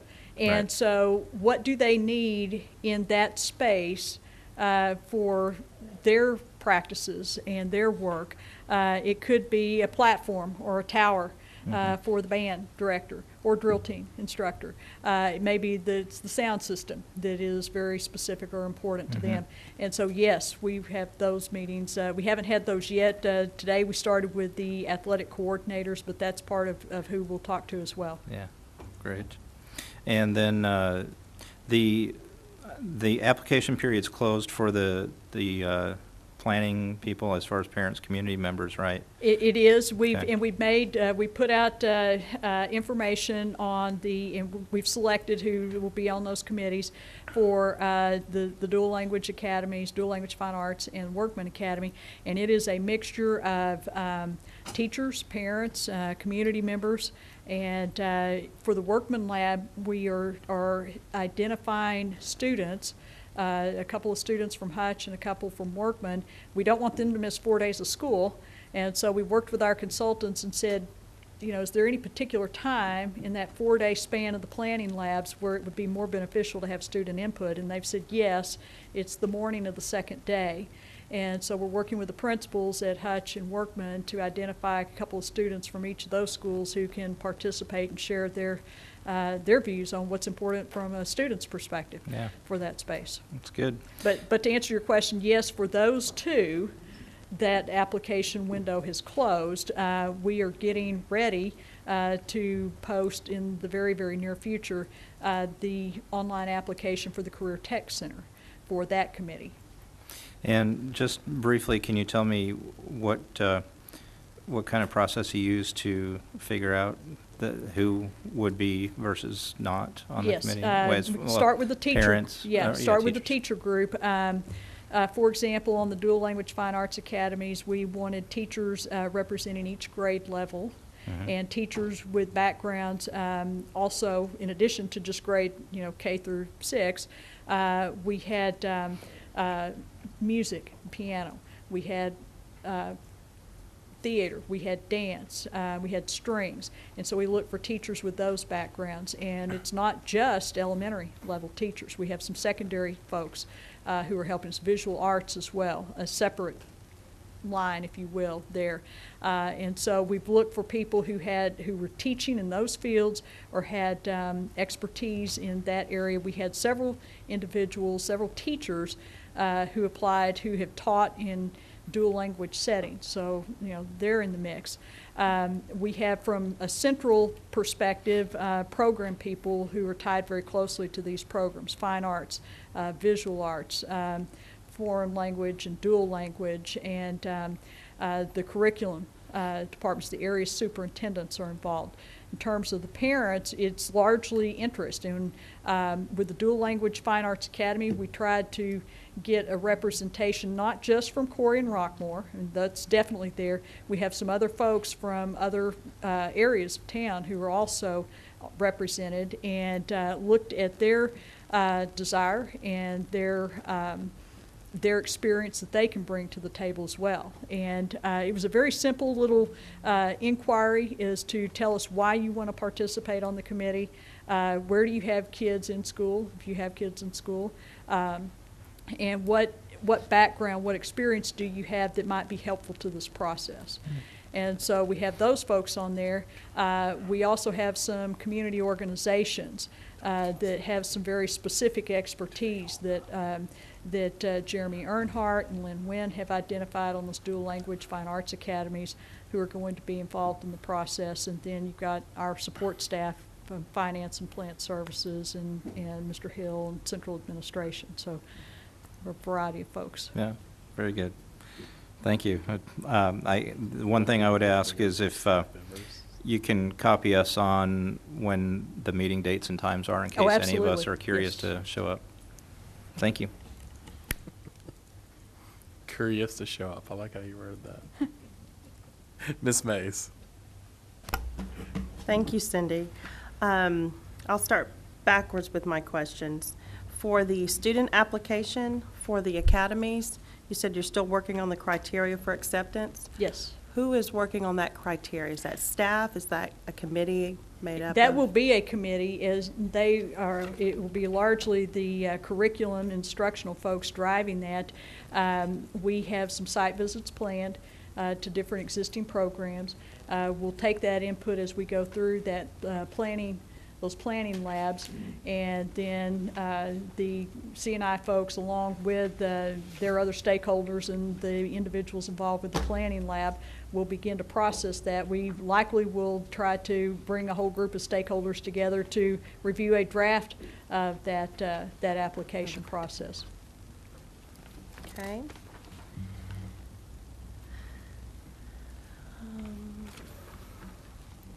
For the survey for the Career Tech Center, you answered my question about starting at the 8th grade.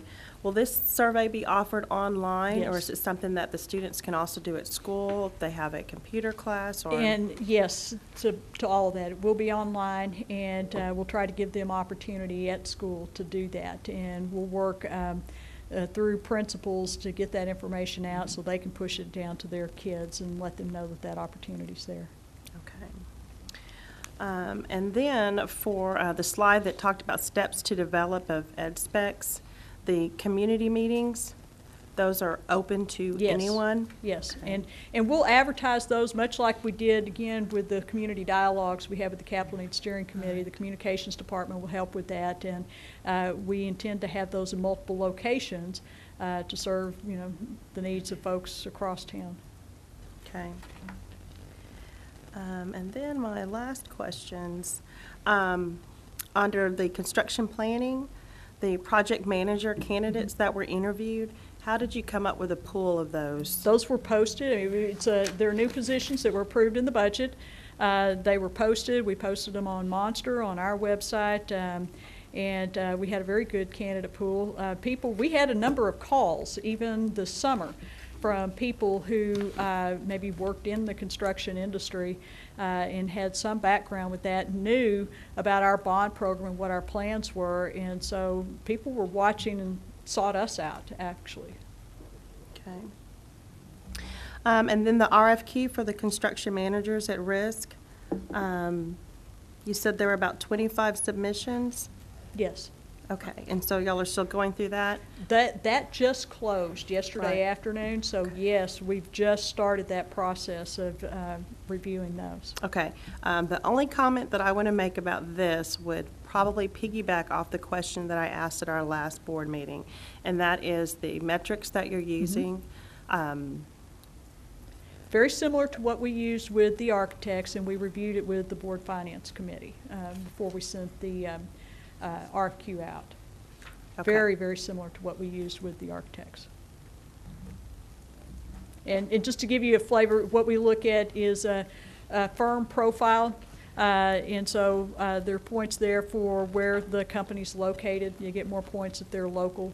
There is a scoring for their relevant experience. We've asked them to give us a whole list of all the projects as they've done in a CM at risk setting or process in the last 5 years.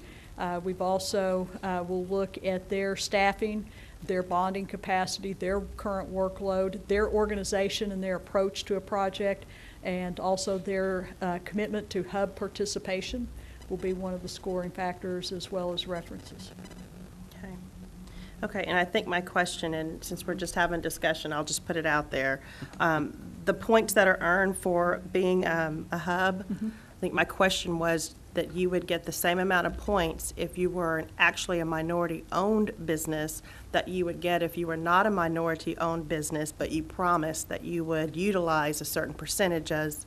The scoring is actually based on the subcontractors, if you will, in this case, or with the architects, it's the sub-consultants that they use, not whether the firm itself is a hub vendor. That makes it, puts everybody on an even playing field. We look at the percent of the total project that they commit to do with hub subcontractors, in the case of the construction managers, or the sub-consultants with the architects. Okay. Who validates that? We use the state of Texas criteria, and also what's the DFW? There's who two actually- other organizations that certify, and so they've got to Right. give us their paperwork. You have to there. register with the Yeah. state and be certified. But you can say it, but do you actually bring them on site? You know, and you can They- have them as your subcontractors, but who is validating that They- they're actually on site? Right, well, and part Okay, of Bob what says he is. Right. What we're doing is, as we contract with, let's talk about construction managers. As we sign that contract, first of all, they've got to tell us in their submission the percent of hub participation that they commit to. So then, as we work through that contract and we sit down with them, they've got to tell us, who is it? Who are your subs? And tell us whether or not they're hub vendors, and what portion of the total contract will they be doing. So they're going to sign that and represent to us, here it is. As we move through the project, then we will validate that. They will have to submit to us periodically, here's what we paid to our subs, and here's who we paid. And so I think, you know, one thing we all know is that there may be occasions where a construction manager, there's a change in a subcontractor in the middle of the job for various reasons. And so we want to make sure that we know, you know, going on, that who is on the job, as you mentioned, and that they are staying true to their initial commitment for hub participation. Dr. Vassos? Ms. Peña, and so one of the things that we made a commitment is to actually validate it and hold them accountable. Yeah. Because we have heard in other cases where they're listed, but Yeah. they don't actually bring them on site. We have a process as an extra step to validate their commitment and to ensure that it's happening. And that's what I had understood even from hub subcontractors, that they knew they would get listed, but then they would not get And the work. we've heard that too. Yeah. Okay, so I guess one last question off of that would then be, are we thinking in the future, if as we start validating this and we're seeing that these contractors are not holding true to their word, then what, do we make a note that says we'll consider not doing business with this contractor in the future? What's the? I think that's a performance criterion, and so I think that as we go forward and do additional RFQs for additional projects, part of what you can consider is your experience with a contractor, and so that could be a factor that we need to look at. How about something more severe, like a financial penalty? That would have to be something contractual. We haven't discussed that. We can have that conversation. I don't know how common that is, but we can have the conversation moved. Thank you. Bob? Do you want to comment? Let me add something to that. Construction managers, the good ones, the high-quality ones, they have a program where they mentor, they recruit, they participate in growing the small business. And some of them even will break packages up, say concrete, for an example. You know, a concrete for an elementary school may be $1.2 million. Well, that's the foundation, that's the concrete paving, that's the sidewalks. If they'll break those packages down into smaller components, then they have a higher probability of getting a minority or a small business in there. So they work very hard at that. The good ones that the ones that we're looking for to do our work. And so that's one of the criteria that we've asked them to explain what you do to mentor and recruit a small business, minority business. So that's one of the questions that we ask them. And so I've gone through about 5 or 6 of these today. And I've seen some really good programs. A lot of them will have a person that, a staff person that's all they do. Recruit, mentor, and develop a small minority business. Good. I guess the last point that then I would like to make and make sure that everybody hears is that my first priority would be to make sure that we've got quality workers building the things that we're paying for. But if as a district we've put ourselves out there that says we are trying to make progress on bringing in additional minority business, particularly during a time where we're spending so much money, I just want to make sure that we're doing all we can to hold true to our word because people are watching. And I would add to that, because I think you're absolutely right, that this data set, the collection of data, the holding accountable, will then guide and inform next decisions. This is just phase 1 and 2 of 5 phases, is that correct? And so there'll be more work and things like that, but we've said that we want a data set, collection of data of are they meeting commitment, et cetera, so that it informs the next time, the next phase. Well, part of the process for a construction manager is they will put out a request for proposal on every item of work in the job, just like the old hard bid days where subcontractors and suppliers are bidding on work. And we're present when they open those. And they'll do a complete tabulation, a big spreadsheet with all of the subcontract bids that are out there. And typically what most of them do and what we'll require all of them to do in this case is we'll have, they'll have to, as part of their proposal form, it'll have to say, I'm certified. And so that'll be listed on that spreadsheet. We'll carry that spreadsheet back here with us. And after that, when we get a guaranteed maximum price and that's awarded and they start issuing contracts, we want to see those contracts. And so, it's a little extra work, but that we'll have to do, but it's worth it to make sure that they do meet that commitment. Well, I think it's better to ask the questions now than later. Yes, ma'am, it is. And also, having recently been the construction manager for the reconstruction of my own home, I learned from some mistakes of things that it has to be a financial penalty, and you have to hold them accountable to, like, when they're going to have the project done.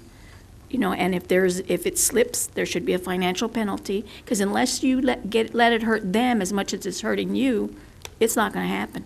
Right, and I understand that, and the one thing we have to be very cautious about too, we need to make sure that the district gets the best value too in that. Absolutely. So, absolutely. We've got to be very Top cautious of the line. with all of that, so we have to take I don't want to all of hear that into promises, though. consideration. Right. I don't want to hear promises and not follow through. Yeah, correct, I agree. Thank you. Mr. Barron. Thank you, President Hogg. You, Ms. Powell. Almost done. 2 things. On the multi-purpose athletic centers, they're each going to have the same footprint. There will be basically the same size. There may be some slight variation within each for maybe one has to have a larger locker room because they have a much larger program than the other, but basically they're going to have the same spaces, and to the absolute extent we can, the major components are going to be the same. Okay. On each of the high school campuses, have we identified where that footprint is going to land? Not yet. That's part of the site evaluation work that the architects will be doing. You don't envision us having to buy any land? No. I think we had identified as we started through with the facility assessment work last fall that we were confident that we had space at each high school to put one of those centers, including Arlington High School. Okay. I wasn't asking that. It's the I'm not one as that parochial begs as the some question. folks. You had the coaches come in and tell you what they wanted, right? More or less. We met with the coaches today, yes. Did it? We were pretty clear when we left. Did they grasp that they're going to give up some space in the current building in order to have the space in the athletic centers? They do. I think they still, there's a process that we need to work through with them. Because I can see us going to open the door of this place and the coach says, where's, all my stuff is back over there in the other building and I don't have room for it over here because we didn't plan for it. Well, and that part of what we, this is not stuff so much as it was area, but they said, okay, if this building essentially is the size of one of our existing practice fields, we've got to make sure that we have the right space inside this building because we're going to lose a practice field. And so, yes, they're mindful of that, and in terms of losing space in the building, they understand that space is to be repurposed, repurposed for what. I think that's still part of the process with them. Okay, and that's all I have. Thank you. Dr. Rush. Thank you. I want to expand a little bit on what Keisha was talking about. And I've asked the question just yesterday, so I didn't expect that we'd be talking about it. I'm curious a little bit on the hub scoring. Well, two things. One, I didn't realize that MWBE and hub are two different things. Is that correct? We're using the state definition of hub, Okay. which is minority and woman-owned business. I can't quote the specific definition, but it's the state's definition, plus then we have the DFW, Dallas-Fort Worth Minority Supplier Development Council certification, and the North Central Texas Regional Certification Agency. So you've got to be certified one of those places Okay. Okay.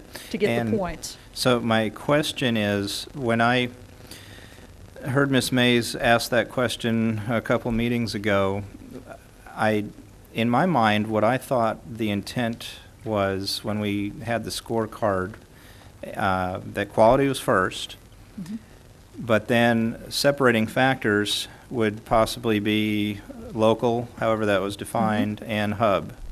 And it doesn't seem to be that that's, maybe it is for the local, that's just they automatically get more assigned that way. But this way, if somebody is a hub-owned business coming as a construction individual or as a company, all quality is met, they would not get the contract necessarily in this situation because they were hub. And I thought that that's what the intent was. In my mind, as I said yesterday to Dr. Cavazos, that was my thinking when we did the scorecard, but I don't know if that's, I mean, that's not how it's being done, and I just need to understand this. Well, what we're looking at is their total commitment to hub participation on the contract, okay? And so we're looking at who it is that they're working with and the percent of the total contract that those folks represent. And so, for example, on the architect evaluation that we did, we had percentages ranging up to, the highest one was 38%, I believe. I'll have to look here.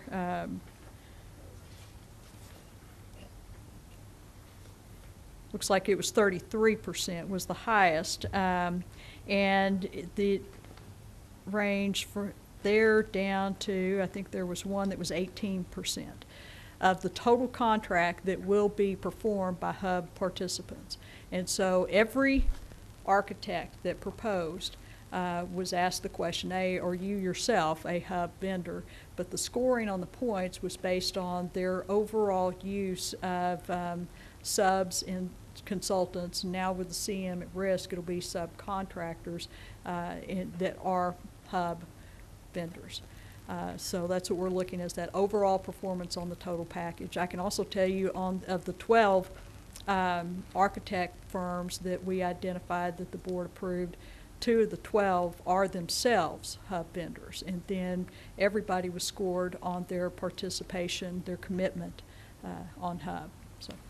So would it be reasonable to maybe assume that, like in that situation with the 2 of the 12, that they were maybe on par with some other firms, but because they were themselves owners, hub owners? No. That didn't play into it at all as far as them getting maybe another extra point or something? The extra points were awarded again. Just on the percentage of what? For that total, okay. the total participation. Okay.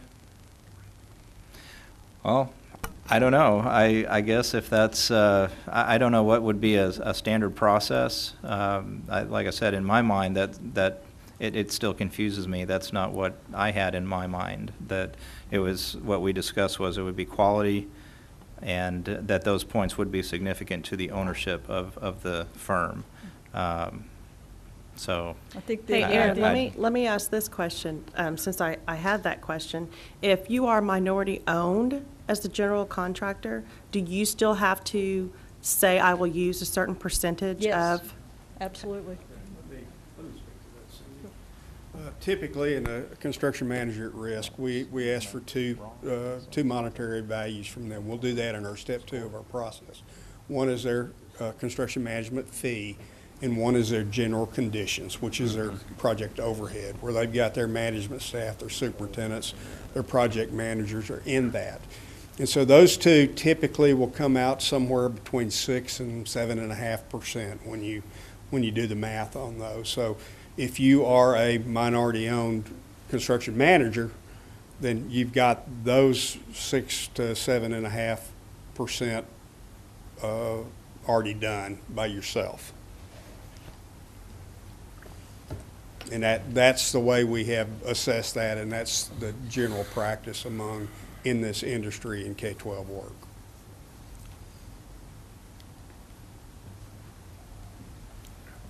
I guess then my next question would be, Dr. Cavazos, does that process make you feel good about what we're trying to portray as a district? Yeah, and it absolutely does, because the hub commitment is significant, because that's where the volume is of the work that's going to be done, is on your commitment to use hub subs and things like that. Being a hub owner, or the owner being hub, but with little commitment where the work is being done on hub participation, I don't think yields what we're trying to accomplish, which is expand the use of hubs. And by expanding them, it's the level of your commitment that gets you the points. How much you're going to use hub subs, for lack of a better word. Yeah. And so I think that is much more expansive when you do it that way, because you're including a lot more opportunities for hub participation than simply just the firm being hub. Thank you. Thanks.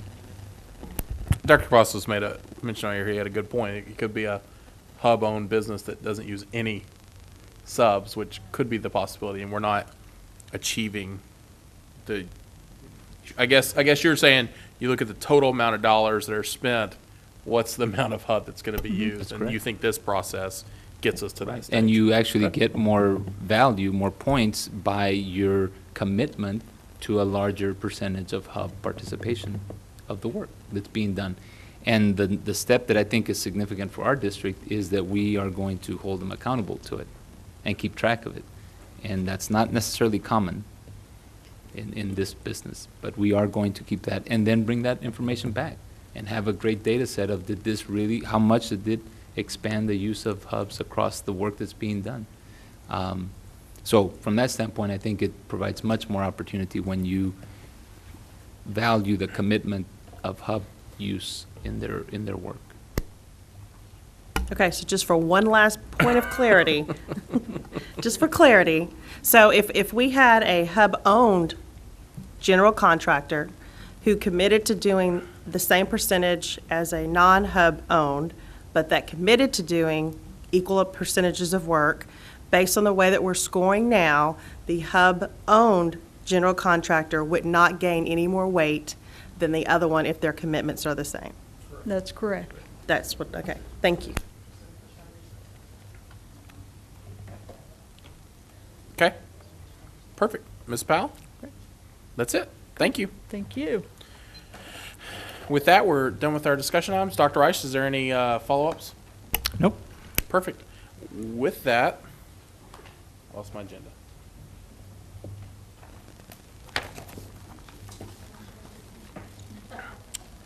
With that, we are going to go into adjourn to closed section pursuant to sections 551.071, 551.072, and 551.074, the Texas Government Code for following purpose.